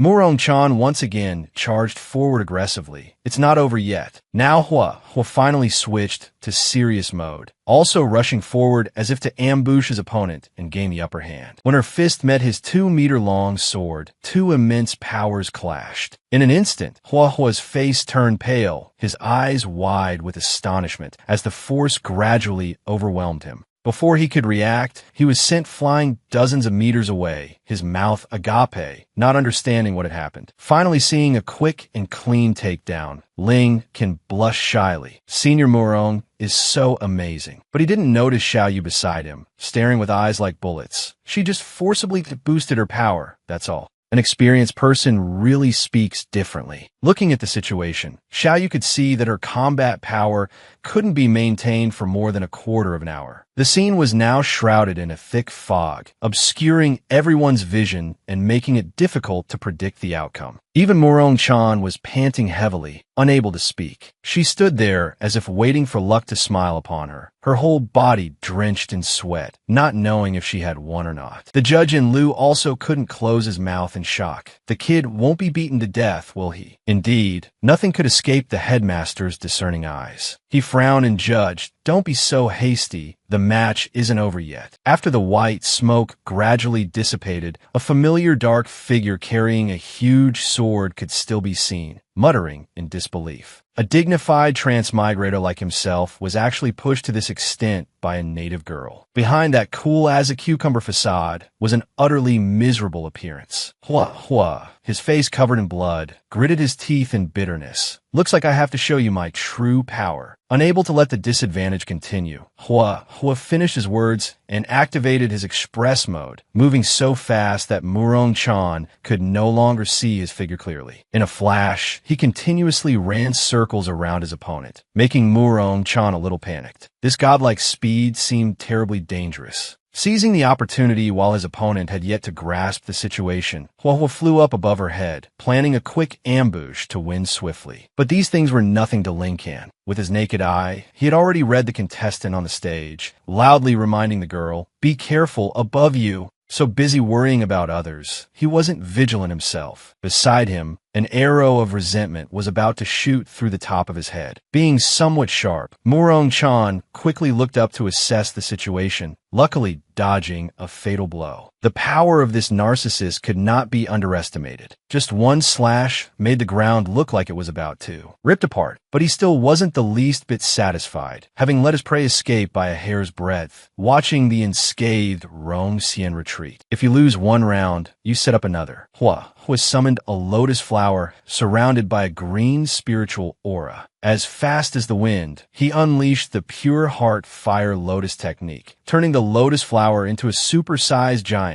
that shot towards his opponent. Caught completely off guard, Rong Xian couldn't dodge in time and took the full force of the blow, causing her body to explode. A green light flashed across the sky. Rong Xian screamed in pain, making the audience below tense up, watching intently without blinking. After the dust and smoke gradually cleared, Rong Xian was still completely unscathed, except that her clothes had lost a few more pieces of fabric, revealing her fair, rounded curves. The crowd had another nosebleed moment. Outwardly, they cursed him for being a pervert, but inwardly, they praised the move as extremely formidable. Fortunately, the young lady Xiao Yu was quick on the uptake this time, covering Ling Can's eyes with her hand. It was best not to see this steamy scene. Ling Can was bewildered, having no clue what was going on. Before him was a pitch-black darkness, as black as ever. Up above, the elders and Pavilion Master Huang had no interest in feminine charms. They were just astonished that this young man could use the green lotus core flame. Before the match was even over, the dean bluntly declared, "It seems there's nothing left to contemplate in this match." Back in the heated arena, Rong Xian was so tired she was panting and couldn't speak. Hua Hua, on the other hand, had regained some confidence. He gave a sinister smile and stood there nonchalantly bragging, "If you still refuse to surrender." Before he could finish his sentence, Rong Xian cut him off, her face scrunched up in annoyance. Perhaps this time, she was extremely determined not to be expelled. With no other choice, she decided to go for broke. She pulled out a red bottle from her clothes and, without a second thought, chugged it all down. With a bit of spirit in her, she was fired up and threw the bottle straight to the ground, her whole body igniting as if wanting to engulf everything. He'd really run into a reckless one. Hua couldn't believe his eyes, frozen as he tried to process what was happening. There was no more time for long-winded talk. Rong Xian strapped a rocket to her rear and flew in to attack him, leaving a trail of blazing fire wherever she went. But this time, it wasn't just one, but countless fists that appeared. Rong Xian frantically punched repeatedly at her opponent. Unfortunately, all the blows were blocked by Hua Hua's sword. The situation gradually spun out of control as the two were engulfed in white smoke. Up above, the two elders went from one surprise to another, only able to sigh. Has this girl gone mad? Still a loyal fan of the beautiful, sweet, and juicy older sister, Lincoln wondered how Rong Xian's aura had suddenly become so powerful. Could it be a breakthrough? Looking at this tangled mess of a situation, the experienced Xiao Yu cast a scrutinizing gaze. How could that be? She previously used a medicinal pill to stimulate her body's potential. Having used a pill to break through to her limit, she'll be even stronger now. If I'm not mistaken, Rong Xian is truly going all in right now, completely burning her own life force. Even though it could be life-threatening, right now, there was only one thought in Rong Xian's mind. She absolutely could not lose. No matter the cost, she didn't want to go back to that place. Standing like a punching bag and taking continuous blows, Hua also gradually lost his patience, gritting his teeth in frustration. There's a limit to my endurance, you know? Hua's expression changed faster than flipping a pancake. He smirked, "If you're so stubbornly refusing to wake up, then don't blame me." While blocking her attacks, he once again summoned the Green Lotus Burst to attack her. Its destructive power was not to be underestimated, immediately sending her flying back dozens of meters. The ground shook violently. Seemingly not wanting to stop there, Hua raised his sword into a ready stance for another fight, and green spiritual energy was released again. With the situation hanging by a thread, the two elders above were scared out of their wits. A murder was about to happen. The dean reminded the referee, "What are you standing there gawking for? Stop this match now." At that moment, a flustered Yen Lu received the order, still dazed and nodding as if he didn't understand what was happening. At the same time, Hua's Green Lotus Cyclone was unleashed. Sharp sword slashes shot towards his opponent, as if wanting to settle it with blood right here. By the time Yen Lu managed to shout, "The match ends here," it was already too late. He grimaced and gritted his teeth, not knowing how to handle this. The taunting words instantly awakened Rong Xian, who was being swept away by the wind. She recalled the painful memories from her time at home, being shunned and despised by her own father. He threw all her food on the ground and scolded her. The Mu Rong family is a family of alchemists. It's a disgrace that you're researching these garbage cooking recipes. Kneeling on the ground, Rong Xian felt wrong. The food she cooked clearly had the effects of medicinal pills, so why couldn't the Mu Rong family make a breakthrough in alchemy? But her father was extremely conservative and directly applied physical force to her face. Alchemy is alchemy. Cooking is a crooked, heretical path that only tarnishes the reputation of our Mu Rong family. Her other sisters suggested to him, just send her to the Xian Tian Academy. If even that place can't teach her properly, then she's a completely lost cause. We can only find a young master from another family to arrange a marriage. Truly close siblings, where everyone fends for themselves. Rong Xian's situation was so pitiful, yet she was criticized by her own family. Get out of here and don't disgrace the Mu Rong family. You're a good for nothing. Don't let me see you again.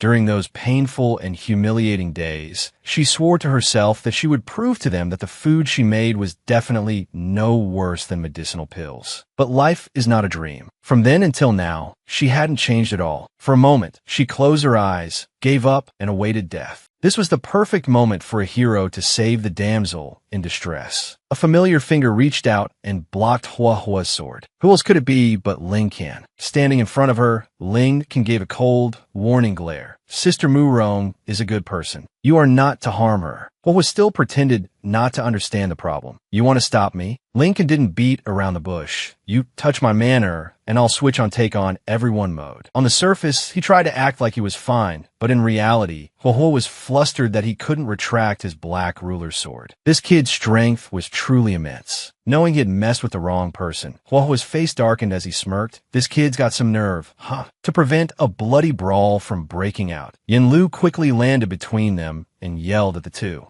Of them, the match is over. The winner is, of course, Hua. Waiting only for that, Hua confidently retracted his sword and turned to leave, not forgetting to leave a parting message. You'd better win the next match, or I won't get the chance to personally take care of you. At times like these, Ling Qian's brain just doesn't work. He thought the guy was showing concern and even nodded, promising to try his best to pass the first round of assessments. I give up on this guy. Xiaoyu reminded him, he's threatening you, and you're still trying to be the nice guy. Down below, Rong Xian coughed a few times and couldn't stand steady, needing Ling Qian to help her up. Her eyes glistened as if she were about to cry, lamenting that even risking her life, she couldn't win a single round. Her coughs became more frequent, and she even spat up blood, causing Ling Qian to panic and ask Xiaoyu to get some healing pills. Actually, in a super embarrassing turn of events, she was just throwing up the food from earlier because she had eaten too much. She just had to provoke Xiaoyu until she was furious. As he was about to help the beauty down to rest and recover, Yin Lu quickly stopped Ling. Can it's your turn, kid. Where do you think you're going?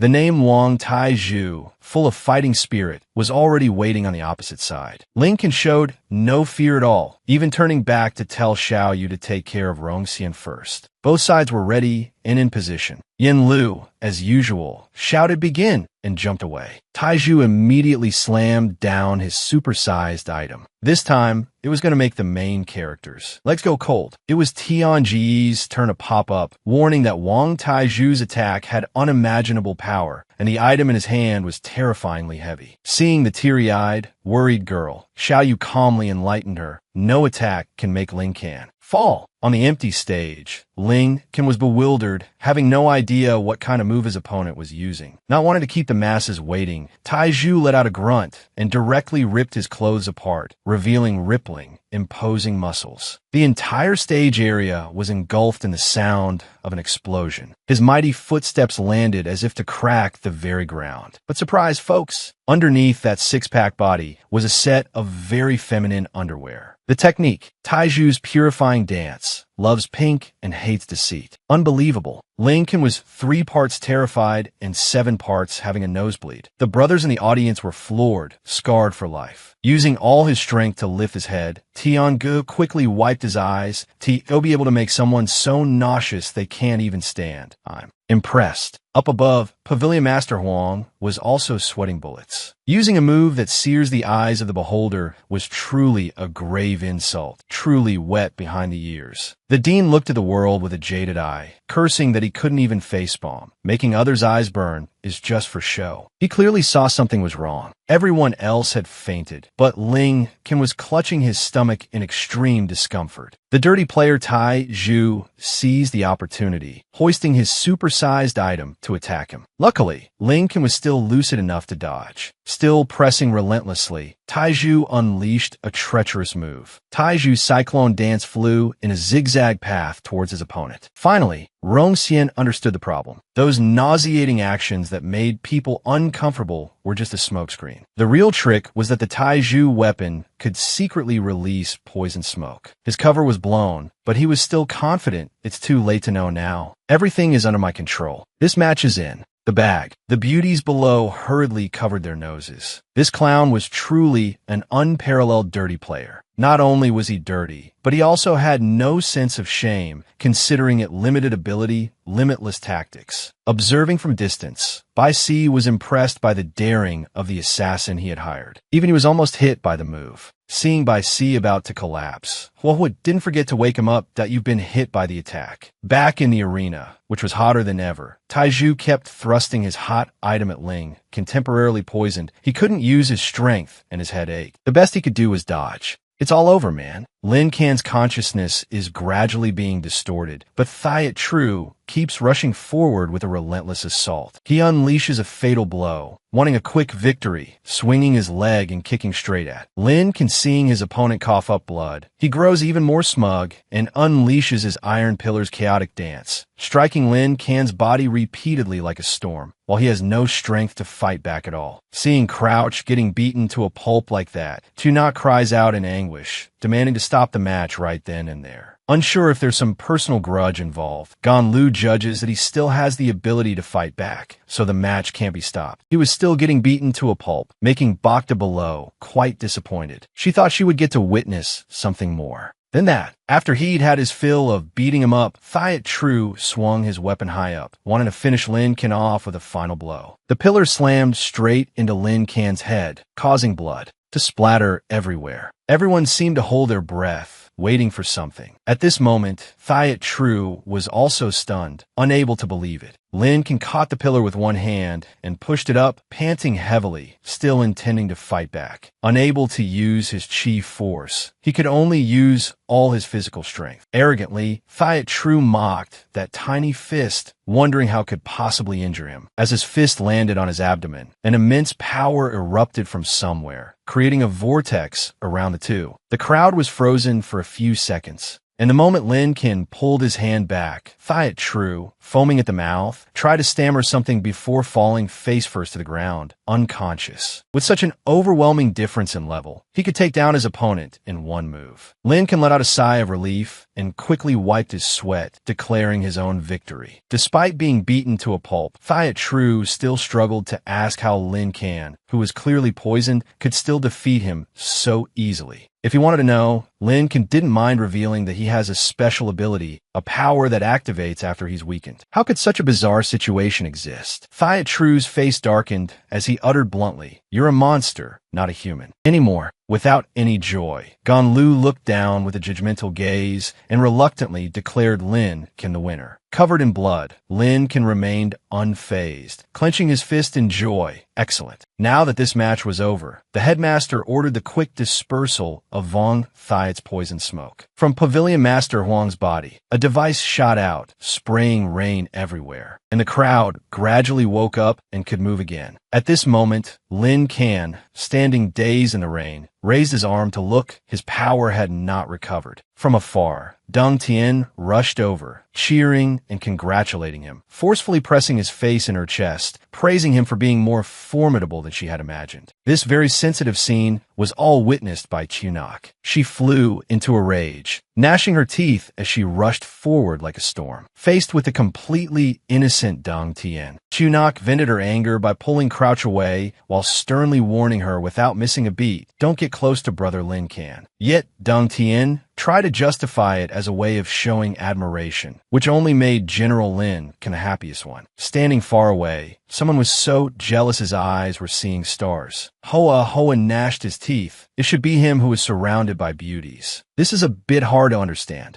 Boxy wondered why they should surround you. Indeed, this guy's ability is beyond imagination. With a doubtful look, Boxy didn't know who would ultimately win between the two. Is there even a need to ask? Hoa Hoa, overflowing with confidence, boasted fiercely that the word lose had never been in his dictionary. His hands were itching to show off a few moves when a hand patted his shoulder affectionately. The man with red hair held out a fine ticket. Setting fires in the academy is a 500 spirit stone fine. With his hot temper, Hoa Hoa didn't care who it was and immediately lifted him by the collar like a chicken, challenging him, "You dare to fine me? Got a death wish." Boxy quickly stopped him and whispered, "You can't mess with this person. He's the manager of Fengqi Academy and also the headmaster's son." Seeing that the headmaster seemed to be paying attention to him, Hoa Hoa could only endure it this time, but still stubbornly postured.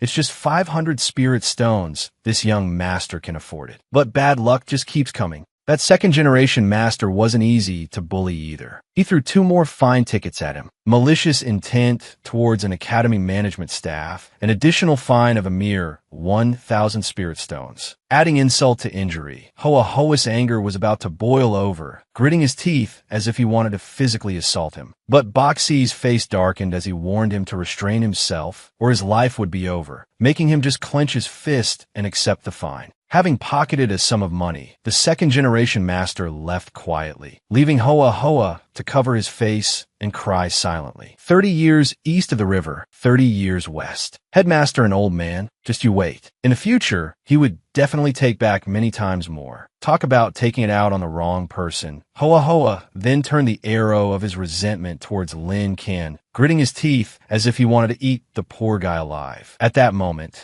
Lin Can suddenly felt a chill down his spine, his whole body trembling as he sensed that something bad was about to happen. His chubby brother Dying Cat came over to join the fun, praising Lin Can as the absolute best. Even the 5-star assassin Vong Thiet True was easily defeated. That seems a bit like an overstatement. Lin Can humbly scratched his head and shyly admitted it wasn't actually that easy. Taking the opportunity, Dying Cat pulled out a book, having collected a lot of information on Vong Thiet True, which cost him quite a bit of money at the night market. It seems this guy is quite enthusiastic. Lin Can thought he deserved a few words of praise. Gan Lu's voice echoed, reminding the fatty who was still fooling around that the next round was his turn to perform. After all that bragging, he finally remembered the main event. Dying Cat stepped onto the stage and observed his opponent on the other side, who was Vu Jai Hawk. Pavilion Master Huang looked and found the person somewhat familiar. Could it be? The headmaster cut in, confirming, "That is indeed my grandson." Speaking of this troublemaker, as a parent, the headmaster could only sigh. This brat was unruly from birth, refusing to learn the family's secret techniques, so his only option was to send him to the academy. Below, the crowd gathered and started gossiping. "So he's the headmaster's silver spoon descendant. He looks quite handsome. We must build a good relationship." Lin Can was worried for his good brother, facing a nepotism kid, subtly reminding him not to beat the guy to death. Being trusted by him like this, Dying Cat couldn't let everyone down. He held up the powerful book of secret arts in his hand. Although his abilities were limited, he was a master of intelligence gathering. He had all their little tricks in the palm of his hand. Even if he was the headmaster's grandson, he had plenty of information on this person. As long as he combined it with the secret arts of the Tien Komon, he was confident of victory in this round. Without further ado, as soon as Gan Lu started the match, Dying Cat raised a finger and used a divine art, directly opening a third eye on his forehead. Like a true novice, Lin Can was bewildered, guessing left and right. This move of his little brother seems quite formidable. Nothing could escape Chu Nok's eyes. She read it like an open book. This move is a secret art of the Tien Komon that can peek into heavenly secrets. It is very difficult for disciples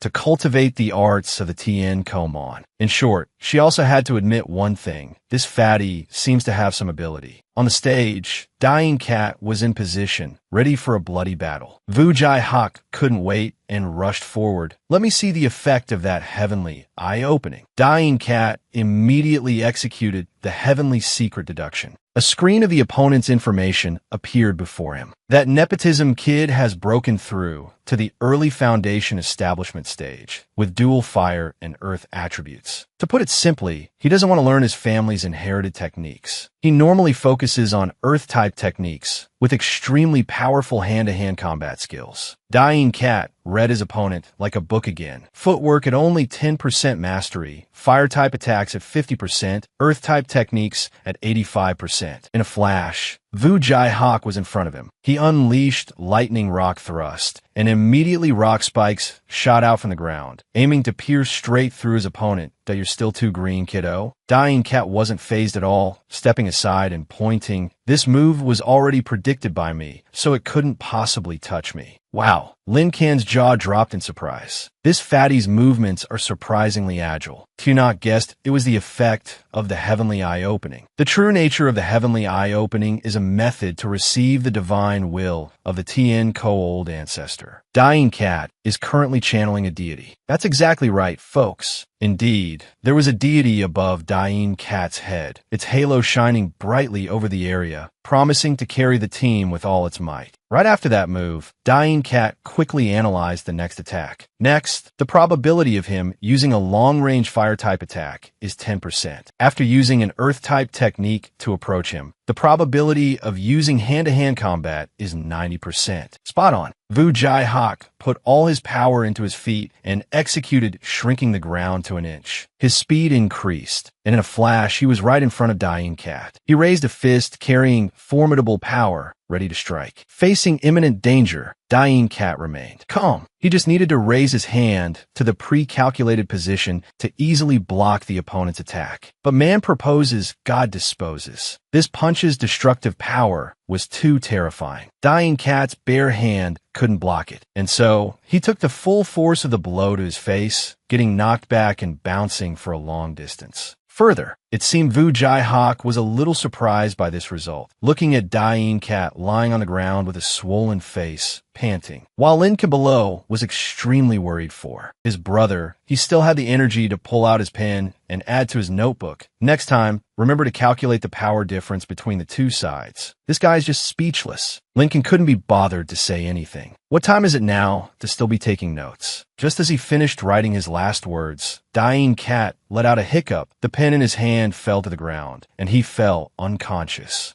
Seeing his opponent in such a pathetic state, Jai Hawk worriedly asked if he was okay, but Ganlu joyfully congratulated the young master on his victory. Although he didn't like it, Pavilion Master Huang had to admit one thing. This kid Jai Hawk's strength has really improved a lot. The feelings of a father, the headmaster sighed and summed it up. He still doesn't want to use the Vu family's techniques. Suddenly, Jai Hawk glanced at the two elders, then silently turned and left without a word, not looking back. Seeing an opportunity to curry favor is a real thing. Gan Lu acted extremely friendly, even fanning to please Jai Hawk, gently reminding him that he could step down. From the previous match, after a while, Dying Cat also woke up, realizing he was lying snugly on Lin Can's back. He praised him, saying he was quite something, but Dying Cat sensed a hint of sarcasm. For a simple-minded person of few words and many actions like Lin Can, he only speaks the truth. His appearance when fighting with all his might was truly cool. Thinking back, he sighed that his own aptitude was too poor, otherwise he would have had to learn this move from him. As a word of comfort, Dying Cat placed a hand on his shoulder to encourage him, saying he was already very strong without needing to learn these things. The first round quickly ended. My Gan Lu loudly announced that for the second round of the competition, we would arrange random pairings, and whichever student's name was called would go directly to the stage. The headmaster was also taken aback by the decision to randomly draw opponents. Pavilion Master Hong guessed it was because instructor Mai had just temporarily prepared it. In this situation, Hoa Hoa worried about how they could arrange for him to fight Lin Can. Don't you worry. Boxy knew Lin Can had offended more than just the two of them. Just wait for the good show ahead. At this moment, Gan Lu drew the first slip. As if the script had been decided beforehand, he announced clearly that this match would be between No Lin Can and Tu Hoa Hoa. It seemed Hoa Hoa was extremely smug and itching for a fight. The more Chunok thought about it, the more something felt wrong. How could the opponents be randomly arranged? And Lin can had to fight Hoa Hoa of all people. Even Deng Tian was a bit surprised. She had never heard before that the second round of the competition was random. Unable to bear her dissatisfaction, Chunok shouted, "This random arrangement of yours, there's no problem with it, is there?" On the surface, Gan Lu still acted high and mighty. How could we of the Huan Tin Thursday Veen deliberately target new disciples? Just waiting for that, Hoa Hoa stepped onto the fighting stage. Even admitting, "That's right, I trust that Instructor Mai will not show favoritism to anyone, no matter who they are." Standing on the stage, he struck an extremely provocative pose, challenging, "Are you hesitating because you're afraid of my strength? Doesn't he look like he's asking for a beating?" Chunok was so angry she clenched her fists. Whose little devil is this, daring to lecture her? Knowing there was injustice here, Lin Can's expression didn't change. He understood that if he wanted to get into a better class, he couldn't back down from anyone. Unexpectedly this time, Chunok had her catchphrase stolen by that girl Deng Tian. Lin Can's serious look is just drop-dead gorgeous. Watching the two beauties fight over a man, Dying Cat, with a gossipy face, took out his treasure to record, "It seems both beauties have feelings for the boss. I must note this down carefully." Ready for a confrontation, Lin Can, with the spirit of fearing no one, walked straight onto the stage, not shedding a tear until he sees the coffin. Hoa Hoa could still grin mockingly. "I didn't expect you to actually dare to accept the challenge." His eyes gradually darkened, filled with overwhelming killing intent as he violently drew the 2-meter-long weapon from his back. Without even a greeting, he swung his blade at Lin Can, intending to settle old and new scores all at once. "How can you so blatantly favor that guy?" Chunok pointed an accusing finger. "You haven't even announced the start of the match. This is clearly a dirty sneak attack." And yet, the guy who was just boasting about his credibility a second ago, Gan Lu, now pretended to whistle as if he knew nothing. Feeling deeply insulted, Chunok shot them a death glare. All the people from Huan Tian Thursday Veen seem to be targeting Brother Lin. Can righteous cultivators are indeed all a bunch of despicable people. On the stage, the fight had already begun, tense with every second. Hoa Hoa continuously launched attacks at Lin Can. Luckily, his movements were quite fast, so he could easily dodge. Not staying on the defensive, Lin Can immediately switched to Bring It On mode, instantly teleporting right in front of Hoa Hoa. Watching from the side, Bok Si was startled, his eyes wide in disbelief, shouting a warning, "Be careful, he's behind you." By this time, Lin Can had already flashed behind his opponent and directly threw a fatal punch. Meanwhile, Hoa Hoa was busy showing off his mouth foo. That's godlike speed, but unfortunately, before he could finish his sentence, a force caused the stage to explode, even throwing Gan Lu off. Through the smoke, Hoa Hoa stood proudly, gloating, "I read you like a book. As long as you can't get close, you can't do anything." Lin Can's hand seemed to be on fire. He kept blowing on it to reduce the heat. Seizing this opportunity, Hoa Hoa used the Azure Flame Dragon King, summoning a dragon behind him, wanting to catch his opponent by surprise. Looking at this scorching blue flame, Lin Can knew he couldn't resist it with his physical body. He had to dodge it first. Bok Si cheered enthusiastically, seeing him being cornered. Looking at the situation, Bokta guessed that Lin Can was about to reveal his demonic cultivation methods. Back to Lin Can, who had been cornered, Hoa Hoa confidently brought out his twin dragons entering the sea move, making the flame even stronger, officially wanting to submerge Lin Can. Watching the terrifying blue flame rushing towards him, Lin Can took a stance. It seemed he could only use his full power now. That girl Deng Tian seemed a little excited, holding her face and swaying. Lin Can is finally getting serious. He's so painfully handsome. On the other hand, Dying Cat really couldn't guess what move Lin Can was about to use.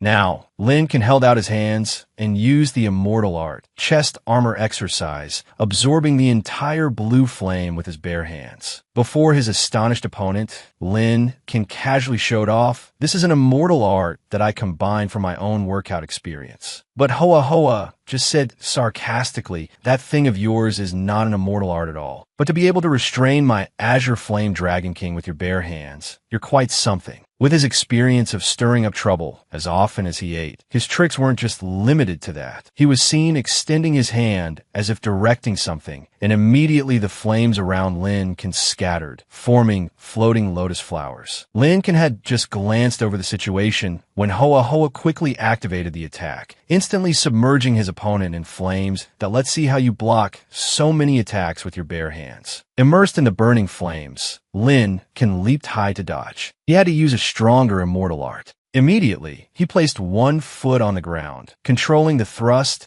and concentrating all his power into it, jumping in a zigzag pattern to dodge all the fire lotuses. He named this move left-right horizontal jump. Below, seeing something familiar, Don Trung Ma froze and pointed impossible. How did you learn the Huin on Thiet Sun Cow of our Hop Hon sect? Even a layman could see it clearly. It was just high-speed movement and had nothing to do with his so-called phantom technique. He should get his eyes checked. For Lincoln, moving at godlike speed was as simple as child's play. Watching until his eyes went crossed, Hoa Hoa was stunned. He actually used the airflow generated from his high-speed movement to blow away his fire lotuses. Truly a stubborn opponent. But seeing his opponent surrounded by fire chi, Hoa Hoa didn't want to let him go, immediately clasping his hands to prepare for the next attack. This time, it was the Hoa Nam Kon Satlao. Solid earth walls rose from the ground, instantly trapping Lincoln inside like a prison, with molten flames burning on the outside. The situation was ever-changing and unpredictable. Dying Cat clearly saw Chu Hoa Hoa as a fire-type user. Since when did he have two attributes and switch to using an earth-type move like that? Meanwhile, Dung Tien's face was pale as a sheet. The move was so strange. She couldn't feel any fluctuation of Earth's spiritual chi at all. Seeing their chosen player gaining the upper hand, Bok Si couldn't hide his joy and shouted, "It's appeared! Chu Hoa Hoa's trump card, the 5-element spiritual root Iron Fire." Although he was fighting intensely, Hoa Hoa couldn't help but show a dissatisfied face.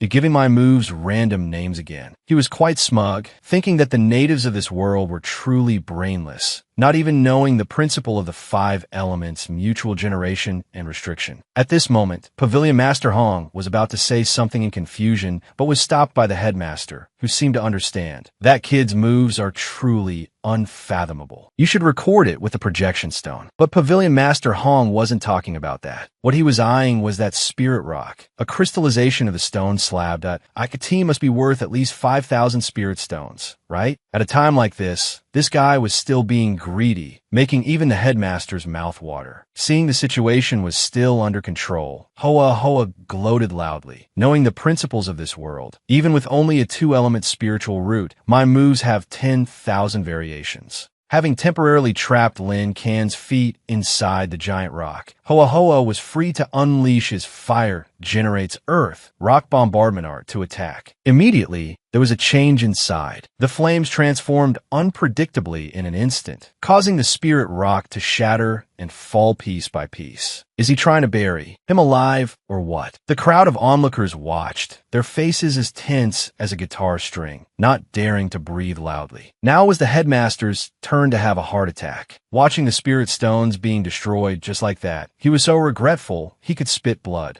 Carrying her giant chicken drumstick, Dung Tien couldn't just stand by and watch, rushing forward aggressively. This startled Tu Nok, who tried to stop her. "Where are you going? What are you doing?" A futile effort that this girl, trying to pull a damsel, saves the hero stunt. Tu Nok had no choice but to grab the chicken drumstick from her hand. Don't cause more trouble for Lin Can. Truly, Dung Tien was extremely worried about him, his Tao protector. Do you want to just stand by and watch Lin Can die? Of course not. With his absolute credibility, Tu Nok believed that move wouldn't be a problem for him. In an instant, the massive spirit rock collapsed, burying Lin Can underneath. Hoa Hoa was already celebrating prematurely, brushing the dust off his neck. He gloated, even though it was a bit surprising, an otherworldly native is ultimately no match for me. Surprise, old man. From beneath the rubble, a beam of light flashed, causing the ground to shake violently as the thick smoke rapidly dispersed in rings. This tremor made everyone unsteady on their feet, wondering if it was an earthquake or something. Perhaps being the one who saw through it all, Xiao Yu clenched her fists confidently. Brother Lin Can is truly invincible. What was bound to happen, happened. The debris was gradually blasted into the air, by some terrifying force. From within the chaos, Lin Kan, using immortal arts with both hands, slowly and coolly walked out at super high speed. Unable to believe his eyes, Hua's jaw dropped, pointing and freezing for a few seconds. How could that be possible? Now, Xiaoyu boastfully scratched her nose. She calmly made a blunt statement. During normal training with Brother Lin Kan, those stone slabs are nothing worth mentioning. Only now did Rong Chan's jaw drop, as if her mind had been cleared. So Lin Kan was actually this formidable. After dealing with the small fry aftermath, Lin Kan dusted himself off, not forgetting to show off with a comment. This weight is still a bit light. Seeing his opponent standing before him completely unharmed, Hua, seething with anger, gritted his teeth. Impossible. There couldn't be anyone in this world who could make him admit defeat. Still confident that he was the chosen one, the main character that all the girls would die for, Hua launched his next attack, determined not to lose to anyone. Swinging his sword high, he summoned the Golden Earth stance. Earth generates metal, heavy rock of a myriad army, thunderous slash, wanting to go all out against Lin Kan. Standing above, the headmaster calmly stroked his beard and judged. His rage has clouded his mind. Has he even forgotten what his opponent's specialty is? No longer willing to stand still and take a beating like before, Lin Kan also activated his so-called immortal art of kinetic movement. Faced with the giant 2-meter sword rushing towards him, he just threw a light punch, instantly breaking it in two, with one part plunging into the ground. His prized possession was destroyed in the blink of an eye. Hua's eyes widened. Who could understand this pain? But he wasn't on guard. Lin Kan's fist was gradually approaching. Just when he thought he was a goner, a brilliant explosion flashed across the area. Lin Kan's fist only grazed past Hua's face. Then he gently retracted his hand, emphasizing, "You've lost." The performance was absolutely amazing, to the point that Xiaoyu was so excited she wanted to have his babies. Changing his tune so quickly, Bai Qi sneered, "What a waste. Surely he can't even beat a guy with no cultivation." As Lin Kan's figure gradually moved away, unable to bear this humiliation, Hua wanted to borrow Dan Lao's power to continue fighting. Dan Lao definitely wouldn't agree. This was just an assessment, yet he wanted to use the old man's remnant soul. But Hua felt that if he couldn't even win this match, it would be meaningless to have come to this world. He was originally an unknown student at school who was even teased by his friends for liking comics. They mocked his hobby. They wanted not only his grades, but also his personality to conform to their wishes. He once wished for power like in the comics to punch them without missing a single shot. Fortunately, the heavens heard his heart's desire. He really did enter the world of comics, and moreover, became a clueless young master of the Shao family. But once given the chance, he wouldn't let others look down on him, because he had a ring containing a mighty, immortal cultivator, who was Dan Lao. When he was alive, not only was his cultivation powerful, but he was also a grandmaster of alchemy. With his help, he quickly broke through to the qi refining stage. After obtaining great power, those who once bullied him had to pay the price. Because of this, he became a junior in the family with a promising future, gradually earning everyone's respect. With the dream of becoming the clan leader, he risked his life and worked harder than others, just to prove that he was truly worthy. And when his ability was limited, his methods became boundless. He wanted to borrow Dan Lao's power to prove that he couldn't lose to anyone. Completely helpless against him, Dan Lao had to indulge him, helping his spiritual energy to skyrocket, but it would only last for half an incense stick's time. Immediately, he seemed to possess Hua's body. The dazzling halo made Pavilion Master Huang wary. The spiritual energy on this guy was not ordinary. When he was alive, he had the power of the spirit transformation stage. But the boy is only at the golden core stage. That's not a problem, as long as I can use the 5 elements different fire on his body. There, without a word, Hua activated metal generates water. Purple ding water rushed straight to tightly surround Lin Kan. Being ambushed unexpectedly, Lin Kan was submerged in a hard block of rock, which was filled with water, preventing him from breathing. This situation surprised Rong Chan. Suddenly, that guy had such combat power. His cultivation even reached the golden core stage. Such blatant cheating. Xiaoyu had to voice her opinion. How can a new student have the power of the golden core stage? He's definitely cheating. But Meiyan Liu was still adamant in his defense. If you have no proof, don't speak nonsense.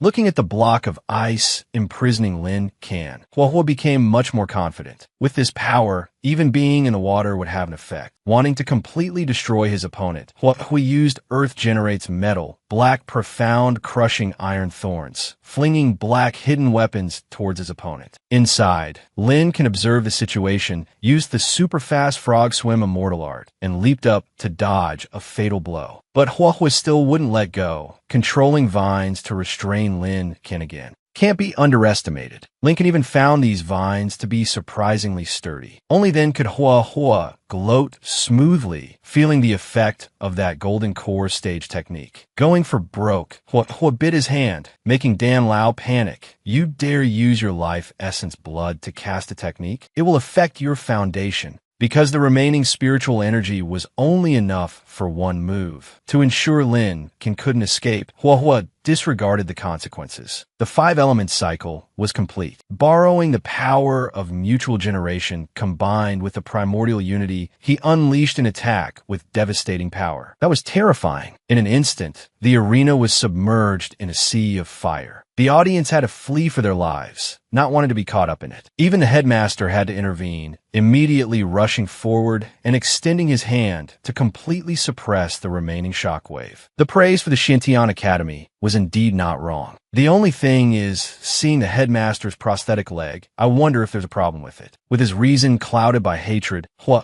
launched a beam of power straight at Lin Ken. He absolutely had to win at all costs. Unable to endure it any longer, Lin Ken clenched his fist and silently apologized, because he had people behind him who had hope in him, so he had even less reason to lose. Activating the immortal art, Common Straight Punch, he used his fist to confront his opponent's spiritual energy. The two great streams of power collided. Needless to say, you all understand, everything seemed about to split in two. Hui was so overwhelmed by his opponent's aura that his mouth twisted. The colliding forces created terrifying bolts of lightning. An explosion seemed to mark the end of something. Even within the headmaster's protective barrier, the other contestants were still terrified. They almost went to meet their ancestors. With such a terrifying attack, the Xintian library was also caught up in it. He calmly assessed the situation. With just one punch, without spiritual energy, just with a physical body, a human could unleash a move of this magnitude. Now he wondered, where is this? And who on earth is he? The smoke and dust quickly dispersed, revealing Hui's utterly tragic state, along with the proud, standing figure of Lin Ken. Although he didn't want to face the truth, Dan Lao reiterated to Hui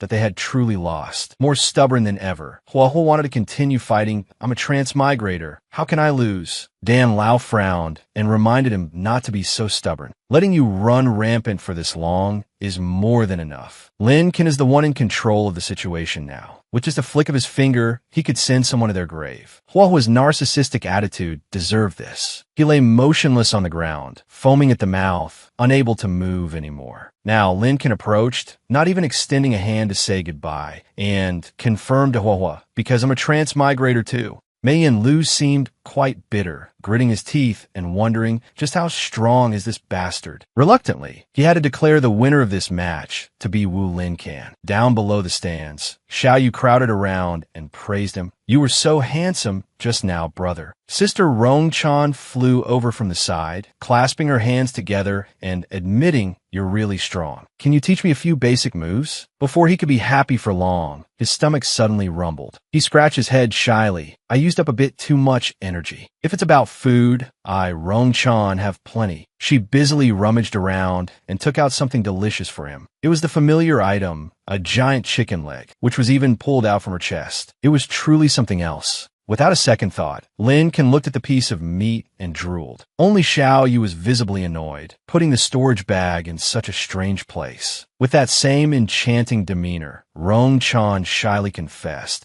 but the space there is the largest. This expression really was meant to make Xiao Yu spit blood from anger. Ignoring the two women bickering over him, Lin Ken held a chicken leg in each hand, gnawing away without missing a bite, chewing noisily and unable to hold back a smile. Rongchan pulled out another leg. If that's not enough, there's still more. This left Xiao Yu to just bite her finger, speechless with frustration. This green tea bitch definitely likes Lin Can. I have to learn how to cook in the future. I can't let her have a chance to get close to Lin Can. Seeing the family of three bickering noisily on the stage, Mei Yin Lu immediately spoke up to subtly shoo them away, make way for the other contestants to shine. Lin Can was humble and knew how to admit fault, but Xiao Yu had never been one to be easily bullied. What's the rush? How come I don't see you rushing others off the stage? Still gnawing on the meat, Lin Can suddenly remembered something and paused. He turned and jumped down into that massive crater. Approaching Hua Hua, without mentioning any personal grudges, he directly invited him. Have some too. You must be hungry. Faced with the steaming hot piece of meat and Lin Can's enthusiasm, for a moment, Hua Hua felt a bit ashamed. He froze for a moment, then quickly slapped the meat away, coldly refusing, I don't need your sympathy. Watching Hua Hua's figure leave, Xiao Yu started to hold a grudge against this guy. How dare he have an attitude with my future husband? Truly a youth who hasn't experienced life. But Lin Can quickly stopped her, advising her to let it go, as he wouldn't be in a good mood if he lost anyway. Rongchan felt he was being too magnanimous. In reality, he and Hua Hua were fellow countrymen, after all, so he didn't really want to fight. This statement sounded a bit out of place in this world, leaving the two pretty girls utterly baffled and clueless. Now, Bai Qi looked at Hua Hua with disdain, even spitting contemptuously at the one who dared to call himself the son of heavenly selection. It seemed he would have to think of a different way to deal with Lin Can. Before he could finish his sentence, a ticket was slapped right onto his face. It was none other than the extremely annoyed, red-haired manager, Xian. Spitting indiscriminately results in a fine of 100 spirit stones. On the surface, he had to act very willing, but inwardly he was seething, taking his anger out on an innocent party. He shot a death glare at Lin Can, vowing to make him pay for this. A chill ran down his spine, causing Lin Can, who was some distance away, to sneeze involuntarily. The two girls showed their concern. One asked if he had caught a cold from sweating so much, while the other readily took out a vial of ginger decoction. Feeling that someone was thinking of him, suddenly, Bai Di's ice-cold voice came from behind, leaving Lin Can stunned. So it was you. The short Mei Yin Lu gently reminded Bai Di, I don't think it's your turn to go up. Ignoring these words, Bai Di declared coolly before the entire crowd, I admit, Lin Can, you do have some strength. The fact that you dealt with Xiao Hua Hua so easily truly surprised me. At this moment, Lin Can was only concerned that she didn't even spare a glance for Yin Lu, which seemed to indicate that things were not looking good. The crowd marveled at how lethal her words were. A single sentence had pierced two hearts at once. Truly, women are the source of all pain. Yet, Bai Di brazenly stood before everyone, pointing him out by name. They couldn't force you to reveal your demonic cultivator self, so I will do it myself. Her words hit a nerve, causing Lin Can to break out in a cold sweat. A feeling of dread made him tremble, and he feigned utter innocence. Demonic cultivator? What the hell are you talking about? Still ignoring everyone else, Bai Di turned back and demanded to go up. The problem was, he hadn't found an opponent for her. He seemed extremely pleased, a sinister smile spreading across his face. Immediately, the hot-tempered Bai Di drew her sword and made a chilling declaration. Apart from Lin Can, all other remaining students, come at me. What a shocking statement, folks. The students below were in for a treat, daring to solo everyone. Even if their cultivation was higher, they wouldn't dare to step up. Forced to the back of the stands, Hua Hua still couldn't shake his narcissistic habit. And no wonder she's the woman I've set my sights on, daring to challenge everyone at once. Seeing the reality of the situation, Elder Dan judged, in the eyes of the woman you've set your sights on, there is only that Lin Can fellow. And I heard earlier that he's a transmigrator or something, so you'd better stop thinking about being some son of destiny all day. Cultivation must be realistic. After being lectured at length, Hua Hua still showed no sign of waking up, smugly thinking that with a transmigrator as an enemy, his status as the son of destiny was even more certain. At this point, Elder Dan was speechless. How did he end up being found by this delusional brat? Lost in his pipe dream, Hua Hua began to boast that he would definitely cultivate diligently and trample all of you under his feet. Sensing the drama brewing below, Pavilion Master Huang felt something was amiss, not quite according to the rules. When I was young, I thought that was cool. The headmaster, understanding that young people have some excess energy, seriously confirmed with Bai Di if she truly wanted to challenge everyone. Without a hint of fear, Baidi admitted she didn't want to waste time, which made the headmaster frown in anger. Let me see what you of the younger generation are capable of. Ma Yinlu immediately got to work, taking a deep breath and shouting, "The match begins!" The contestants simultaneously leaped forward in a blur of motion, asserting that they were all geniuses from their clans. Don't you dare be so arrogant. Facing the onslaught from all directions, Baidi was calmer than ever, activating her sword. Control art, creating a protective barrier of sharp sword paths around her. One fearless guy tried to sneak attack from above, swinging his saber in a powerful move, wanted to demonstrate that one force can break all techniques. Purple lightning berserk blade. With her incredibly sharp observation haki,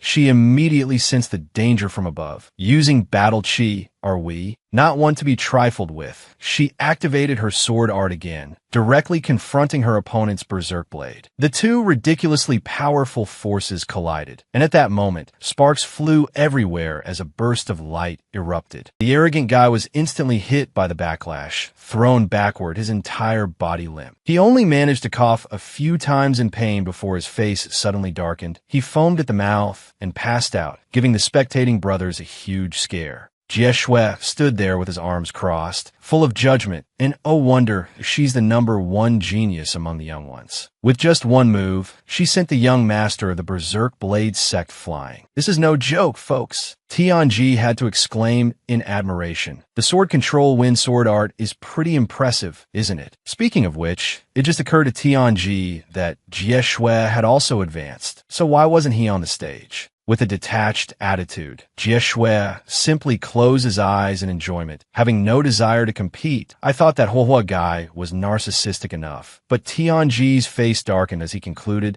this guy is many times more arrogant. Just as she dealt with one who didn't know his place, a strange white smoke appeared behind Baidi. It turned out, another young man was trying to use a smoke screen for a sneak attack. Unfortunately for him, Baidi detected it. She lightly sidestepped, easily dodging it. Now was her turn. She used the whirling sword chi, directly using its power to send her opponent flying. While the second victim was still being carried away by the wind, a few more who wouldn't give up until they saw the coffin seized the opportunity while she was off guard, unleashing their full power and charging forward in unison. Each one held a weapon, pointing it straight at her, wanted to gang up on the young lady whose legs weren't weak and whose hands were even less soft. Activating her, I can take on everyone by myself mode, Baidi took a few steps back to gain momentum, then held 2 fingers in front of her face. It was the sword control art again, but an upgraded version. In a flash, she teleported high into the air, leaving behind only a brilliant streak of light, which left her opponents standing there stunned. Isn't flying only possible for those at the Golden Course stage? Below, Tianji's jaw dropped. This isn't the flying technique of the Golden Course stage, but a move that uses the sword control wind to lift a person into the air. Jie Shui nodded in agreement. He had read about this type of cultivation method in the library of the Profound Heaven Academy. Seeing the young, fresh, and sweet girl floating above, revealing something that made one's eyes soar. Zhong Mo, down below, felt annoyed. Do we really have to fight at such a crucial moment? Who knows what was going through his mind, having such improper thoughts? The other contestants cast judgmental glances and uttered kind words, shameless and despicable. Less talk, more action. Baidi recited a divine command, summoning 10,000 swords around her. It was time to end this one-sided fight. The moment she finished speaking, thousands of swords shot down in unison, piercing the men below, easily defeating countless opponents in an instant. The spectacular display made Rongchan gasp in awe. No wonder she's Lady Baidi. She took down all the challengers with a single move, unwittingly becoming a commentator. Lin Kim was amazed, eager to grasp spirit chi, so he could display his own absolute power. She has some minor skills, Xiao Yu thought dismissively, but compared to Lin Can, she's still green and inexperienced. Standing on the sidelines, just watching the drama, Zhong Mo also took 2 swords to the head. Blood flowed, and the game was over. Trembling, he used all his remaining strength to ask for a reason. Why did you injure me by mistake? Even the 2 young men next to him understood. You deserved more than just 2 swords for trying to sneak a peek at a girl. A figure standing far from the stage slowly descended, approaching to assess the situation.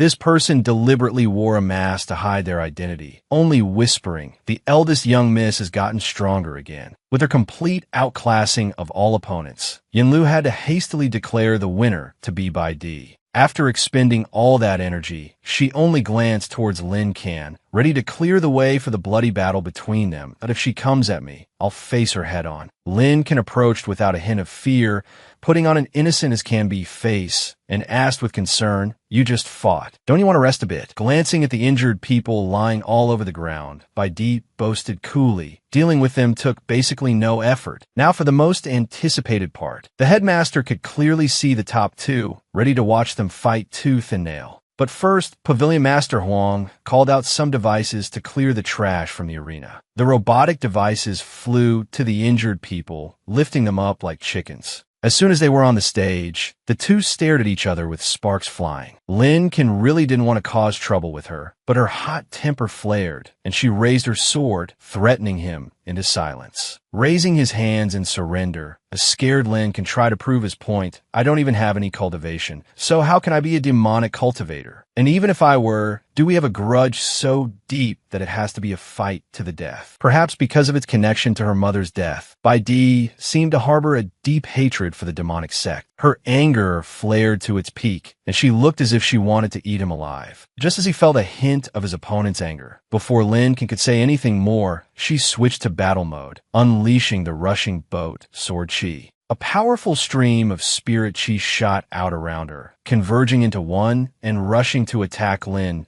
sensing the imminent danger, but unable to block the blow with his bare hands. He had no choice but to use a move to leap high into the air to temporarily evade it. But the sword chi was no ordinary thing. As if it had a mind of its own, it changed direction and flew up, once again closing in on him, though it still failed to inflict any damage. As her technique dissipated, Lin Can slowly breathed a sigh of relief, having escaped with his life. Before he knew it, she was already behind him on her sword. Once again, unleashing one sword opens the heavens. His vision obscured and caught off guard. Lin Can took the full force of this fiery attack, and was quickly engulfed in dust and smoke. The situation was gradually getting out of control. Pavilion Master Huang worried that it was too dangerous down there. But the headmaster just thought this new batch of people was so exciting. Surprise! Lin Can had actually managed to stop her sword with his bare hands, making the two girls below gasp in awe. His strength is truly unimaginable. After using dangerous moves that nearly killed her opponent several times, she was still furious that she couldn't force him to reveal his identity. Out of options once again, she summoned countless streams of sword chi. She let them fall towards where Lin Can was lying. No need to rush. Lin Can calmly took a deep breath, easily gathering all those swords. Bai Di, below, found this scene somewhat familiar. He easily bent the swords into a ball. He gently threw it towards her, asserting that she was no match for him. A murderous aura emanated from her entire body. She could not lose to this demonic cultivator. This hatred dates back 10 years ago at sword-wielding peak. At only 5 years old, Bai Di could already sense spiritual energy and excitedly ran to show her mother. Her mother, Hua Yu, tenderly hugged her and praised her. At 5, you can already guide chi into your body. Mom believes you will definitely become a powerful cultivator in the future and make sword-wielding peak even greater. Faced with her mother's expectations, Bai Di was determined to succeed. But her father, Jian Run, disagreed with this way of raising a child. She just sensed the chi. It can't be officially called the chi refining stage. If she becomes so arrogant, how could she take charge of the entire sect? He was immediately scolded by his wife without missing a beat. If she wasn't mistaken, at 5 years old, he was still wetting his pants. Yet here he was putting on airs. His secret exposed. Jian Ren's face darkened as he made excuses. It's just that the girl's talent is high. Besides, without a strong heart, all of this is hopeless anyway. Not wanting to argue back and forth, Hua Yu angrily took Bai Di and turned away without looking back. Today is the girl's birthday, so she wants to prepare something delicious. In truth, though young, Bai Di was very understanding. She knew that as a girl, she had to strive to be stronger to take over the sect. Therefore, she immediately returned to practice, determined to break through to the chi refining stage soon. Outwardly, Jianren appeared cold, watching her cultivation as he pressed himself against the wall behind her. He was moved and covered his face, starting to cry. He has such an understanding child, and he was afraid his words just now had hurt her. Truly, no one understands him like his wife. Huayu walked over, giving him a skeptical look. You're crying so loudly I can't hear you crystal clear. Feeling extremely embarrassed, Jianren quickly wiped his tears and changed the subject. Why did you show up here? She clearly saw their daughter training hard, so why did he have to force himself to play the strict role? Jianren quickly crossed his arms to regain his composure. He has the dignity of a father, and he is also a sect master. This is to ensure the girl doesn't go down the wrong path. Just a bunch of bragging. Why you saw through it is dignity secretly running outside to cry until your nose runs. In short, as a father, Jianren is worried for his child. The cultivation world is fraught with dangers. Suffering first and prospering later is the way to get rich. But he always has absolute faith that his daughter is the most outstanding prodigy among the children. Utterly speechless, Huayu gave up on her husband. She sighed, seeing the cold night wind. She must get more clothes for the girl. Though she was a child, Baidi's was ahead of her peers, able to sit and cultivate until late at night without any rest. This time, she had sensed more spiritual energy, and the flying sword also flew around her. She was just a little bit away from breaking through to the chi refining stage. Looking very tired, she still refused to yield. She must become stronger so that her father and mother would not argue anymore. Suddenly, a giant black shadow was reflected on the ground, signaling a formidable danger approaching. Baidi, a mother always loved her child. Late at night, she quietly brought food out for the girl to prevent Baidi from overworking. But what met her eyes was a gigantic assassin, his whole body emitting a terrifying flame, standing right on the wall just above Baidi's head. At a glance, Huayu recognized that it was a demonic cultivator. She was so horrified that she dropped the food in her hands. Meanwhile, Baidi was still focused on her cultivation. Just a little bit more, and she would touch a new realm. Behind her was an extremely tense solo battle. Huayu was probably trying to fight off the demonic cultivator to protect her daughter. Baidi didn't notice a thing, focusing all her will and shouting as she officially broke through. It was also at this moment that Huayu could no longer hold on and collapsed beside her. Danger was imminent, yet Huayu still had to tell her daughter to run quickly. At such a young age, she had to witness a demonic cultivator stab her mother to death with his own hands, the sound echoing throughout the entire monastery. This caused Jianren and his subordinates to rush over to check the situation. What met his eyes was the scene of his wife being stabbed with a sword through her body. He immediately used the sword of demon extermination, summoning countless sword chains to quickly bind that demonic cultivator. Without hesitation, he leaped up high, brandishing the sword-wielding art. One blow officially finished off this rowdy demonic cultivator. Once everything was better, he ran to support his wife, comforting her. I'm here now. But looking at his wife, bleeding non-stop, his heart was filled with only unspeakable pain. In her dying moments, Huayu still wanted to apologize, saying it was because she didn't take good care of their daughter. She only had time to look at Baidi one last time before taking her final breath. Sensing her mother's passing, Baidi ran over in anguish, screaming, "Mom, wake up!" In moments like these, Jianren's emotions were incredibly indescribable. He only managed to ask, "Today is your birthday, right?" He pulled out the sword and handed it to Baidi, his whole body trembling, submerged in tears. From now on, without your mother by your side,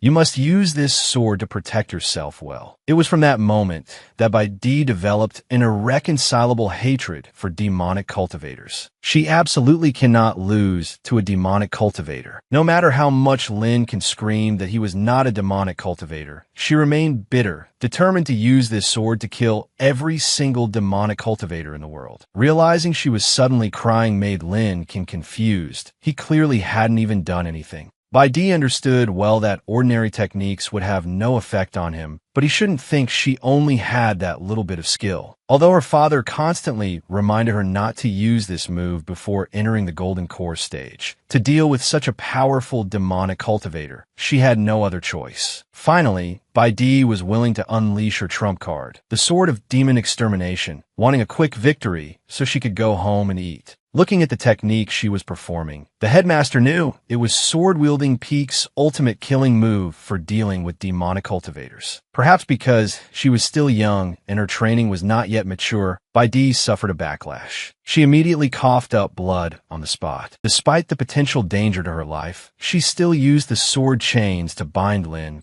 tightly. When hatred clouded her eyes, she swung the chi sword, unleashing the demon-slaying slash. The power of this chi sword was truly not to be trifled with. It was as if it tore the ground in two, plunging everything into dust. With visibility lost, Dungtin worriedly wondered if Lin was okay, but Chunak always had faith in him. He won't pay any mind to this attack. Unleashing a final blow with all her bitterness, Baidi landed, certain the one-chi demon-slaying slash is a technique specialized for dealing with demonic cultivators. One move is enough to kill you. She was about to be disappointed. Lin Can's figure faintly appeared, coughing a few times, causing Baidi to freeze for a few seconds. Putting on an innocent as can be act, Lin can scratch his head foolishly. Is your move done yet? It's unknown if his mind is really that simple or if it's a taunting tactic, but it still left Baidi dumbfounded that he was completely unharmed. She maintained her aggressive attitude, pointing her weapon at him, wanted to see what kind of high-level demonic cultivator he was to not be injured at all. She kept pressing him without letting go. Lincoln was tired of saying it. There was only one other possibility, which was that he was not a demonic cultivator to begin with. This easy-to-understand fact. Only the stubborn Baidi shook her head at, thinking her technique must have been wrong somewhere, thinking back to her father and what was recorded. In the scriptures, stop changing the subject, dude. Lincoln was extremely annoyed, having never seen anyone so stubborn. Unconcerned with the world, in her heart, Baidi still wondered, could it be because she hadn't passed the core formation stage, so the technique she used was flawed? If she had the cultivation of the golden core realm, she could definitely kill this demonic cultivator. It was all her fault for being too weak. Watching from behind, not missing any of the comedy, the headmaster's expression changed as he slowly stroked his beard, sensing that this girl was about to do something. When hatred reaches its peak, it also pushes a person to their limit. Baidi's whole body erupted with a terrifying blue spiritual energy, her determination to break through to kill all demonic cultivators. It was understandable, but the headmaster had to personally step out. Gently placing a hand on Baidi's shoulder, he decided the match ends here. In this sharp, screeching turn of events, Dying Cat really didn't understand why the headmaster was getting involved. Zhao Hak questioned if he was really worried Baidi would kill Lin Can. Her aura just now was truly intimidating. That masked person behind them was performing some shady demonic art, smirking smugly. It's too late to stop it now. He immediately released a red demonic chi, which entered Baidi's body, causing the flames of resentment in her heart to suddenly surge violently, and she gradually lost her sanity. Sensing something was amiss, the headmaster glanced over, startled. It was too late. Hatred nurtures the inner demon in everyone. From under the ground, a terrifying hand emerged. The image of a forgotten stranger gradually wanted to break through the earth and climb out. It was precisely the demonic cultivator from that day. The headmaster's face turned pale, without a drop of blood. On the territory of the righteous path, since when could a demonic cultivator sneak in so brazenly? The situation suddenly changed and spiraled out of control. The headmaster ordered instructor Maigon Liu to quickly escort the students to a safe area. He would personally handle this demonic cultivator. After contributing to the demon's appearance, Baidi gradually regained her senses, not understanding what was happening to her. When she looked up, she came face to face with that demonic cultivator. The image of it killing her mother flashed back once more. But this time her body trembled so much she couldn't move, without any strength to fight. In this situation, hanging by a thread, the headmaster flew in front, raising a hand to block the blow. He didn't forget to remind her, due to excessive worry. Below, they began to lose direction, not knowing what to do. Only the masked man still stood there, laughing mockingly. The chaos here isn't enough yet. He also tore off his disguise, revealing firm muscles as if ready to fight. At his command, countless ghouls suddenly flew down from the sky. Pavilion Master Huang's jaw dropped, unable to process the situation. There wasn't just one demonic cultivator. What? Suddenly attacked. My Yinlu had no choice but to stay and fight this mob, entrusting you to quickly take the students away first. Seeing that Pavilion Master Huang was still worried, my Yinlu's eyes were full of confidence. After all, he had the sandbag saint body. The demon cultivators couldn't do anything to him. Finishing his words, he also tore off his clothes, revealing a firm six-pack body, and with his Vajra technique, he was completely unaffected by any damage from the bats. While busy running for his dear life, Tian Jie still had to turn his head to add some commentary. Although Instructor Mai seems a bit mean, when facing danger, he is so majestic and awe-inspiring, just spouting unnecessary words. Jiao Xuan noted that Xiantian Academy is the strongest academy in the 9 provinces, so how could an instructor here be incompetent? Watching my Yinlu get a mouthful of beatdown, Xiaoyu felt that something was off, feeling like he had fainted while standing. Just as expected, after just a few basic moves, Yinlu was foaming at the mouth, standing completely still, no different from a sandbag for people to beat. Jiao Shui immediately backtracked, too exasperated to even question how he passed the instructor selection. The situation below was as tangled as silk. The headmaster was worried and couldn't let the students get hurt. He immediately executed a technique and flew high up, his whole body seemingly dyed gold, his dazzling eyes shooting out lines of energy that were terrifying, effortlessly wiping out the troublesome demon bats. Escaping death by a hair's breadth, Tian Jie breathed a sigh of relief. Your old man is also too powerful. Jiao Shui humbly stated that he only knows how to play with fire. That's all. While he was busy worrying about the students, the ringleader demon cultivator had closed in behind by D, and she didn't even notice. It seemed to be targeting only her, moving as fast as the wind, its hand just a hair's breadth away from her. Just when it seemed the situation was unsalvageable, Ling Can, in the spirit of a hero saving a damsel, threw a punch that was enough to make the demon cultivator cry out in pain. In a barbarian tongue, the Q&A session began. By D questioned her existence. Why did you hit them and protect them? With an air of utter innocence, Ling Can scratched his head foolishly. Why can't I hit it? Is it your pet? Call him dumb and he'll argue.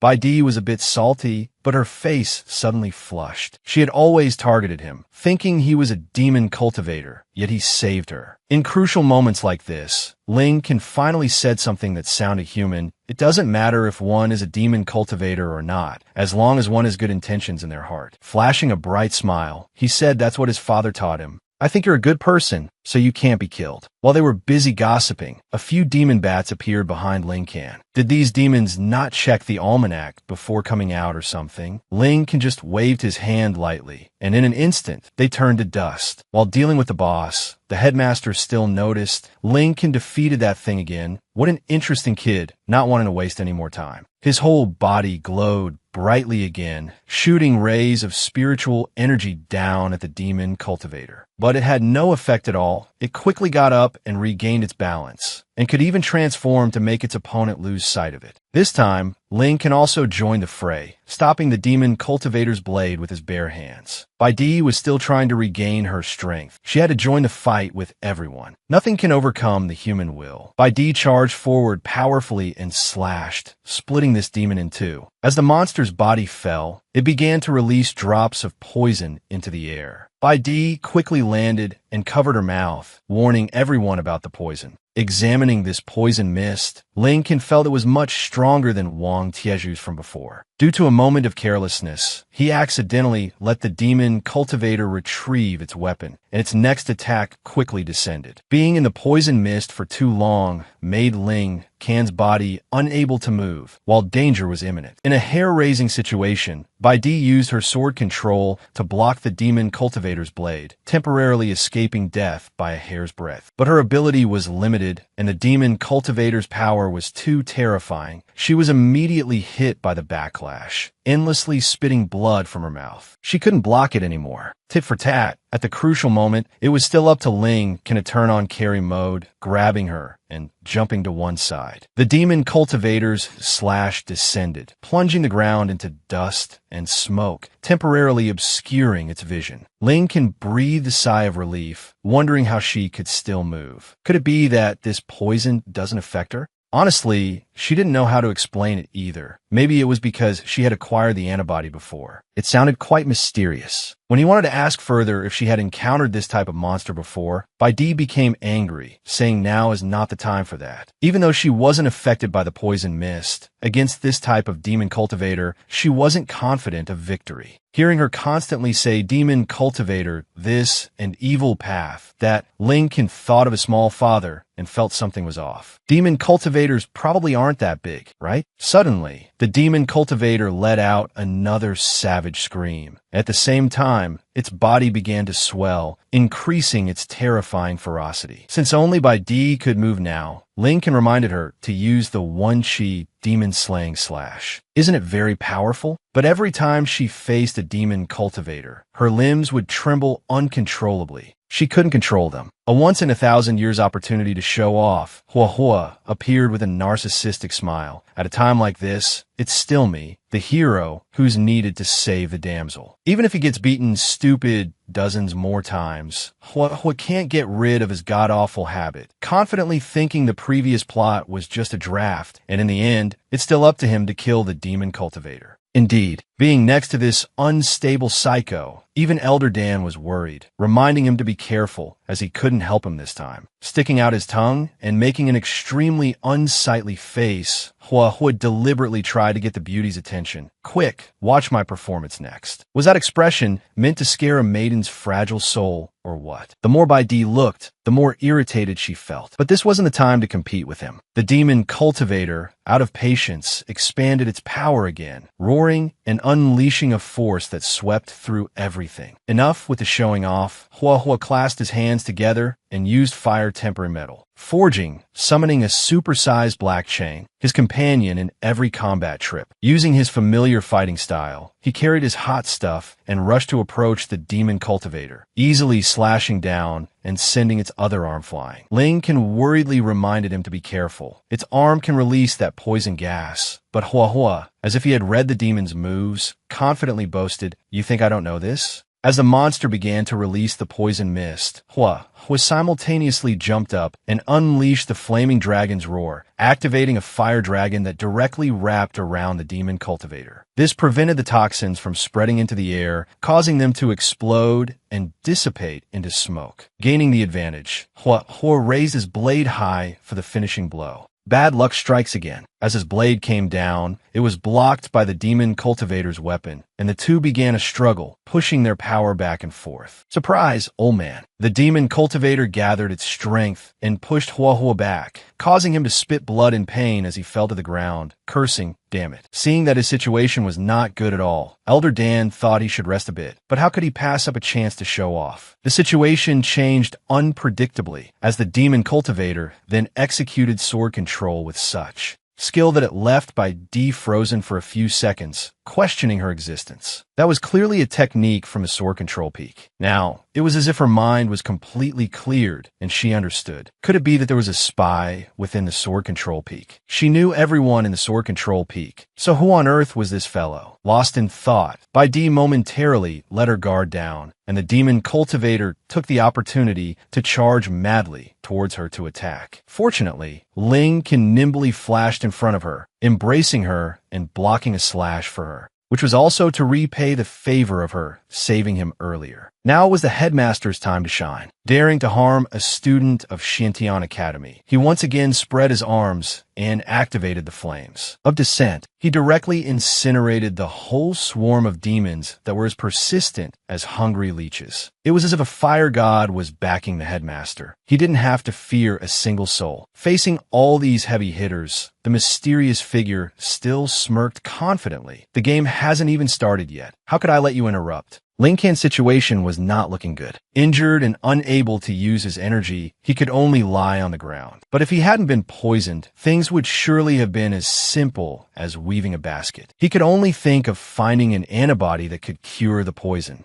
Immediately, Baidi impulsively drew her sword. Her blood had the antibody. She would cut herself and let him drink some. This seemed a bit over the top. Before she could do anything, the demon cultivator had closed in, swinging its frenzied blade towards the two of them. Just like that, she and Lincoln were both blown far away by the wind, unable to regain their footing. Baidi could only go for broke, grabbing his collar tightly, pulling him in and gently placing a kiss on his lips. This scene truly caused someone's whole world to collapse. All of Hua's dreams vanished just like that. For a moment, he couldn't bear it and spat blood, falling to the ground. Not only that, the other students also clutched their heads in bitter anguish. That was Vaidi's first kiss. Why would my goddess do that? Like a reporter on the scene, Tianjie's eyes were as bright as headlights, intently recording the details. It was just as he predicted. Vaidi would end up with Boss Ling Can down below, Ling Can's two adoring fans. One suddenly felt heartbroken, tears streaming down her face. As for Xiao Yu, as if venting, she cut her own hand. You bitch, what right do you have to kiss Brother Ling Can? Danger was near, and they were still showing public displays of affection to the demon cultivator. But thanks to this passionate kiss, Ling Can was able to use his immortal arts again. As the prey gradually approached to attack the two, Ling Can gently threw a palm strike, sending the monster flying to the netherworld. Finally, he could breathe a sigh of relief. His energy had recovered. In that moment of being so close to Ling Can, Baidi felt a flutter in her heart, momentarily finding him a bit handsome. But his cluelessness was off the charts, foolishly asking the girl why her face was suddenly so red. Could it be that her injury is very serious? She almost gave herself away. Baidi quickly turned her face away to hide her embarrassment. Just nodded in agreement. It seemed the boss monster's side had been dealt with, and the headmaster breathed a sigh of relief, thankful that nothing serious had happened. Now he could focus on handling his own front. He displayed some of his power, once again using fire to incinerate the flock of bat-like demons. It was time for them to pay the price. Facing the unfavorable situation, that masked man showed no fear at all. He stood there arrogantly, waiting for his brainchild to return. Quickly sensing something strange, the headmaster finally noticed his presence. It was the ringleader. Wasting no words on this guy, the headmaster launched a palm strike to send him to meet his ancestors. In an instant, the flames gathered into a colossal hand, hurtling towards the opponent and effortlessly causing the area to explode. Unfortunately, he was painfully tricked. What was below was merely a substitute doll. He looked down at the crowd of students below. Perhaps the man had blended into the crowd. He truly didn't understand what these demonic cultivators were planning.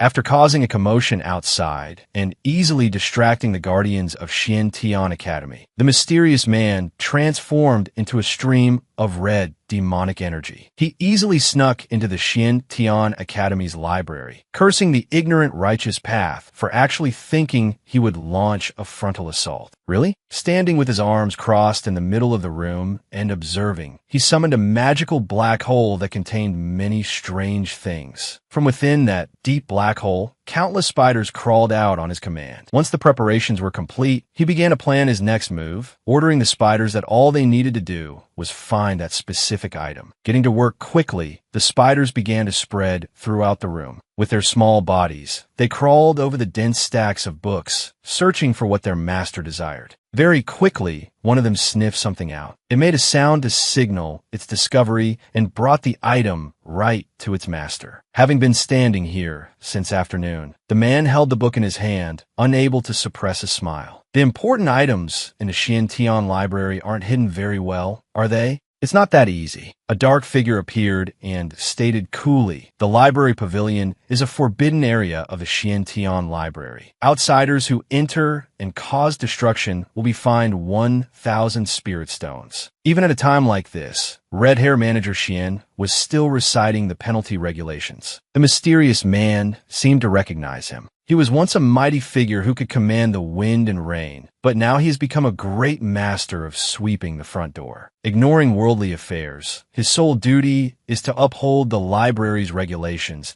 that I hope you will return everything to its original state. Otherwise, your penalty will be more severe. Adopting an extremely provocative attitude, he spread his arms in challenge. And what if I don't? Having lived half his life and met his fair share of troublemakers like this, the short-fused red-haired manager Xian didn't like to beat around the bush and charge forward to warm up. Don't say I didn't warn you. This unexpected burst of speed, faster than light, made the mysterious man's face turn pale with fear, leaving him no time to react or defend. A single light punch sent one of his arms flying. The force was so immense that it radiated outside the library pavilion. The direct shockwave caused everyone to take notice. The headmaster, feeling uneasy, didn't understand what was happening. He only had time to command someone to go check it out. You all must protect the students at all costs. Watching the raid throw everything into chaos, Xiaoyu stood to one side, deep in thought. It seemed the world would know no peace again. Back at the library pavilion, it had instantly turned to ruins. The man clutched his wound in pain, but remained defiant. You bragged about protecting the library, but you ended up causing more destruction than I did. As usual, red-haired manager Xian calmly replied, a fine of 10,000 spirit stones should be enough to cover the repair costs. Truly no ordinary demon. His severed arm on the ground instantly radiated demonic energy. It automatically flew back and reattached to his body. He flexed the joint as if it had never been injured and began to taunt the old man sarcastically. So many years, and you still refuse to listen to reason. You act so freely, but don't forget you have a guest. Red hair manager Xian grew furious with this insolent brat who knew no respect. A man of few words and much action, with hot blood coursing through him. He once again swung the broom in his hand without a word. What's the need for reason with demonic cultivators? But unfortunately, this time was different. The man used his newly reattached arm, holding it up to block the attack. The manager was quickly knocked backward. Having lost the upper hand, he was forced to continuously parry a relentless barrage of strikes. The terrifying, destructive power made the entire building feel as if it would collapse. It was time for him to gloat with a little flex. The power I've accumulated over these years has far surpassed your imagination. Old friends should catch up after so long. He still remembered the manager's indomitable will from that time, which had nearly killed him. He made no secret of it, admitting he had slaughtered his entire family just to barely raise his own strength to match the manager's realm. That time, although I managed to repel you, you took half of the secret manual. Today, I've come to take back what's mine, to return the book to its rightful owner. Faced with his bragging, red-haired Xian's face darkened, but he said nothing. He was furious about the destruction of the Academy's property. The fine is 20,000 spirit stones. To think he was still concerned with fines at a time like this. For a moment, the demon was left speechless. When words fail, violence reigns. Done with the trash talk, he aggressively lunged forward to attack. Red-haired manager Xian channeled all his strength into his legs, leaping up to deftly dodge the attack. But unfortunately, his opponent's arm managed to grab hold of his body. Left with no choice, he drew an extremely rare, treasured sword from within his broom. If you want to get physical, I'm not afraid of anyone. As swift as the wind, he swung his sword, severing his opponent's arm once more. Not only that, he performed a graceful somersault in midair, easily escaping a point-blank explosion and forcing his overwhelmed opponent to fall back. Once again clutching his stump, he asked bitterly what that was to possess such immense power. Happy to introduce it, red-haired manager Xian's expression turned deadly serious. His eyes, filled with 3 parts killing intent and 7 parts desire to devour him whole, introduced the blade. This is Remnant Flame. Staring at the somewhat familiar blade, the demon exclaimed in surprise, so it's this blade. I remember shattering it. I never thought you'd manage to hold on to a broken shard. It's not over till it's over. If you want to underestimate this blade, red-haired manager Xian challenged, why don't you test for yourself whether it's just a broken shard? As soon as he finished speaking, he lunged forward, intending to run the man through with his blade. Yet his opponent didn't even try to dodge. Taking the blade straight to the face, red-haired manager Xian decisively split his head in two.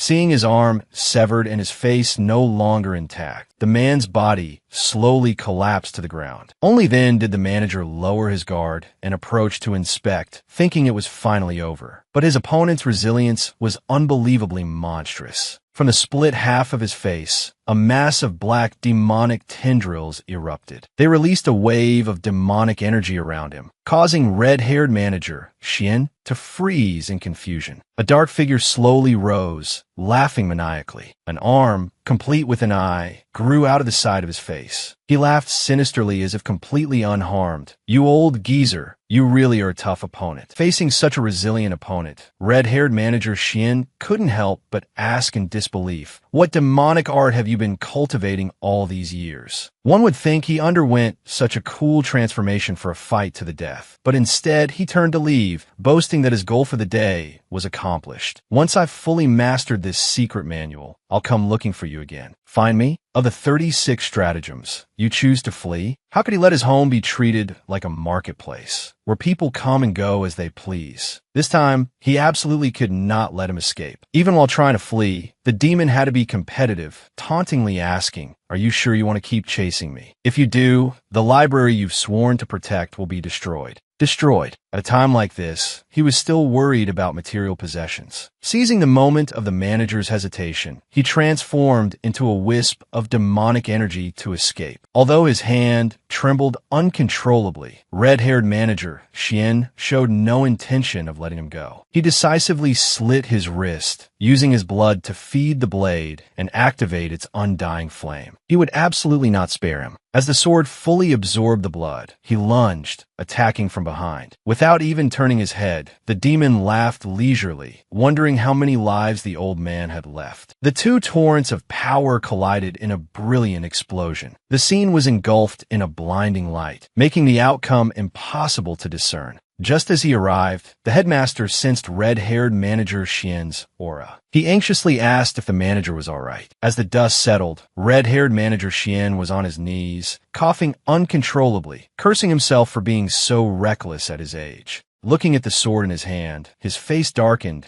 If not for protecting the academy, I would have definitely killed that bastard. To think that even a senior of his caliber could be beaten so badly. The headmaster rushed down to check on him. Who in the world could have injured you this badly? This was someone red-haired manager Xian had fought before. The great demonic cultivator who invaded the 9 provinces 1,000 years ago, Sima Yu. According to legend, he massacred hundreds of thousands to cultivate his demonic arts. Hearing the name, the headmaster was stunned as the memories flooded back. To kill him, the Righteous Alliance was formed. It took over 30 experts at the spirit transformation stage, and the sacrifice of more than 20 of them to finally kill Sima Yu. After their exchange, red-haired manager Xian realized the headmaster also knew. What he cultivates isn't just a simple demonic art. He cultivates a technique to control inner demons. As if awakened, the headmaster nodded. His senses had not been mistaken. The group of attackers had all clearly exhibited signs of inner demons. With things having reached this point, the headmaster turned to leave, wanting to deal with Sima Yu immediately. The matter of the inner demons could not be allowed to spread. Hold on for a moment. Red Hair Manager Xian said the proper course of action now is to notify the Righteous Alliance that don't waste your strength. Even if you catch up to him, you won't be able to stop him. Sima, you will undoubtedly ignite a war between the righteous and demonic paths. We must get them to help Xian Tian Library. As he spoke, a wave of pain washed over him. He watched the blade in his hand slowly fade away, lamenting that he no longer had the means to protect the Xian Tian Library. Putting aside his immediate pain, he was worried about the rampaging inner demons, fearing problems would arise at the martial arts performance. However, all the inner demons had already been completely suppressed by the headmaster. Suddenly, the headmaster seemed to remember something. There was still one person who hadn't been dealt with cleanly. Without a word, he immediately bolted back to the scene. Watching the figure gradually disappear, manager red-haired Xian could only scream in despair. Damn it, find me a doctor before you go. At this moment, over at the fighting arena, the students had returned, extremely angry, all cursing the demonic cultivators. It was fortunate that the instructors had intervened. All the influential people here had gathered the monstrous demonic cultivators, tying them up neatly with ropes, awaiting orders for their disposal. Below, the crowd was extremely furious, demanding they be burned right here, right now. Faced with these not-so-pleasant words, Lin felt a bit uneasy. It seemed everyone held a great resentment towards demonic cultivators. So, everything returned to normal. Bai Di, still blushing shyly, glanced at him and whispered, "Thank you for earlier." She admitted that he had saved her, but she still had to investigate whether he was a demonic cultivator or not. Women are truly a pain. How could the simple-minded Lin can possibly understand girls? He could only stand there dazed, letting her bully him.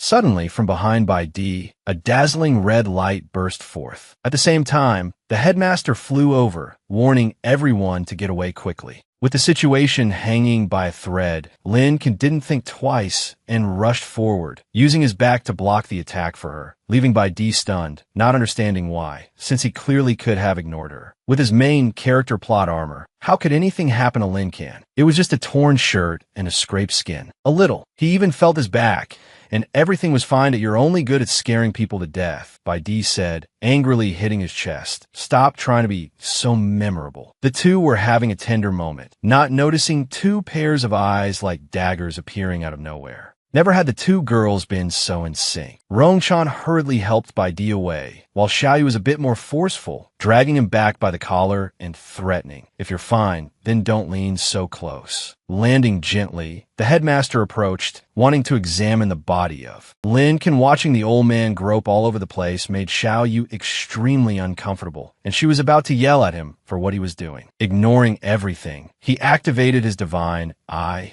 and scanned him once over, startled to see that a seed of a demonic heart had been planted in Lin Can's body. If the demonic heart seed was planted in Lin Can's body, the headmaster guessed that Sima Yu would definitely not let him go. His pensive gaze on his body, while muttering something incomprehensible, made Lin Can feel a bit awkward and remind him, "Can you let me go first?" But something was still off, causing the headmaster to freeze for a moment. He continuously shook his head, looking his body over again and again. How strange. Not only was she jealous of women, but Xiaoyu was also jealous of men. She angrily stepped forward and quickly separated the two, not forgetting to push Lin Can behind her and mutter, "You should stay a bit further away from that old man. I get the feeling he might be into men." It seemed he didn't quite believe her. Standing at a sufficient distance, the headmaster asked suspiciously, "Student, do you feel anything unusual in your body?" Despite being affected by that seed, it seemed Lin Can didn't feel anything strange. The more the headmaster thought about it, the more something felt wrong. The seed of an inner demon is fatal to cultivators. So how could nothing have happened to him? As if having an epiphany, he remembered that he was just an ordinary person with no spiritual root. This was truly a blessing in disguise. Unable to control his emotions, he unconsciously went forward and shook him vigorously, once again succeeding in driving Xiaoyu mad. How dare he laugh at Lin Can's talent? "Do you believe I'll risk it all against you?" And yet, she really did it, rushing forward to bite the headmaster's hand and threatening, "Get out of here before things get worse." As if nothing had happened, the headmaster closed his eyes in relief. Luckily, Lin Can had no spiritual energy in his body and couldn't nurture the inner demon to maturity. Still with an attitude of ignoring the world, he used his prosthetic leg to leap high up. To the astonishment of Xiaoyu and Lin Can standing up high, he began to draw everyone's attention. Although we have gone through some turmoil, this assessment exam is now officially over. All students here will be assigned corresponding dorm rooms and classes based on today's performance. As he spoke, he also channeled his spiritual energy, directly writing into each person's examination token. A stream of golden light flew into everyone. Lin Can curiously took out his token to examine it. On it was written that Lin Can was assigned to Class D, student ID 01, in the male dormitory, bed number 1. The headmaster continued to disseminate information. All students, please use your information to find your dormitories and prepare for Monday's lessons. Go. Everything was settled. Xiaoyu happily grabbed his wrist, urging, "Let's go to the dorms." Putting the token away, Lin Can curiously asked if the headmaster had assigned a room for her. But did he even need to ask? She wasn't a student, so why would she be assigned a room? Anyway, suddenly, her smile gradually turned perverse. "A.S. your protector. Of course I'll sleep with you." Seeing her act cute and clingy in front of him left Lin Can at a loss. "Remember, the dorm has a roommate. It's not very good for you to stay with me. I thought it was something serious." "This is simple," Xiaoyu said. At worst, she could just throw him out and be done with it. Watching the two of them leave, Bai Di stood there silently for a moment, looking at the token in her hand, speechless. After walking all day, the two finally reached the dormitory area of the Tianxin Academy. Every time Lin Can moved his things, it was like carrying a whole mountain on his back. He didn't expect dormitory number 8 to be so far away. Looking around, Xiaoyu realized this place was the furthest from the main peak, and also the place with the scarcest spiritual energy. The thought of it made her furious. She clenched her fists as if she wanted to punch the headmaster for arranging for him to stay in such a remote place. Did he not see how well he performed in the competition? Being easygoing, Lin Kan just laughed it off, saying he was just a new student after all. After walking for a long time, they finally reached male dormitory number 8. Lin Kan saw that it was dark, figuring his roommate had already arrived. As he pushed the door open, Xiaoyu was judging how filthy the place was. Lin Kan gave a friendly greeting before entering. But what greeted his eyes was an extremely eye-catching sight. Bai Di, wearing almost nothing, a delectable sight right in front of him. With the fragile soul of a young man coming of age, Lin Kan blushed, unable to bear it, and turned away, panting so hard that even Xiaoyu became worried. He looked at the room sign again to be absolutely sure. It clearly wasn't wrong at all. He told himself that because of the incident at the martial arts performance, he was momentarily hallucinating. Well, just to be sure, he opened the door and went in one more time. But it was still the alluring sight of Bai Di in front of him, casually getting dressed while looking his way. At this point, Lin Kan was truly helpless, thinking he had been hit by an illusion spell. His expression really made Xiaoyu curious. Suddenly, Bai Di pushed the door open from the inside, confirming this is indeed male dormitory number 8. This made Xiaoyu's jaw drop in astonishment. Why was she in Lin Kan's room? Of course, it was due to someone's magical arrangement. She was also assigned here to bed number 2 and even held up her token for them to verify. It didn't seem very credible, so Xiaoyu suspected Bai Di's true gender, since this was clearly a male dormitory. When it came to such matters, Lin Kan was quick to voluntarily confirm that Bai Di was indeed a girl. It was simple, really. Bai Di and his original roommate, Tianjie, had switched rooms. Now Tianjie was enjoying the best of the best in dormitory number 1. She made the excuse that she wanted to observe Lin Kan closely, adding that he was the first person her age who could land hit on her. She was determined to find out how he became stronger and learn from it, so staying with him was not a problem. Considering his rough age of 20,000 years, Xiaoyu was also skeptical about that same age comment. Dragging his huge bag of belongings, Lin Kan felt that a man and a woman living together was quite inconvenient, citing the situation from just now as an example. Unexpectedly, Bai Di showed jealousy toward Xiaoyu, arguing that if Xiaoyu could stay with him, why couldn't she? In short, she would just observe and not cause any trouble. Unable to argue back, Xiaoyu ignored them, struck an incredibly hot pose, and lay waiting on the bed, inviting him to sleep. Seemingly not very pleased, Lin Kan still reluctantly let Xiaoyu hug him to sleep, but he constantly felt that something was targeting him. When the lights went out, everything sank into darkness. Lin Kan whispered to Xiaoyu to confirm, were the intruders today demonic cultivators? It was time to let him know the truth. Xiaoyu explained that they weren't simple demonic cultivators, but inner demons. That's all for this video. The above was a summary of the story's content. If you have any opinions, please leave them in the comment section below. Don't forget to leave me a like, subscribe, and hit the notification bell to receive more interesting videos. For now, goodbye and see you again. Bye-bye.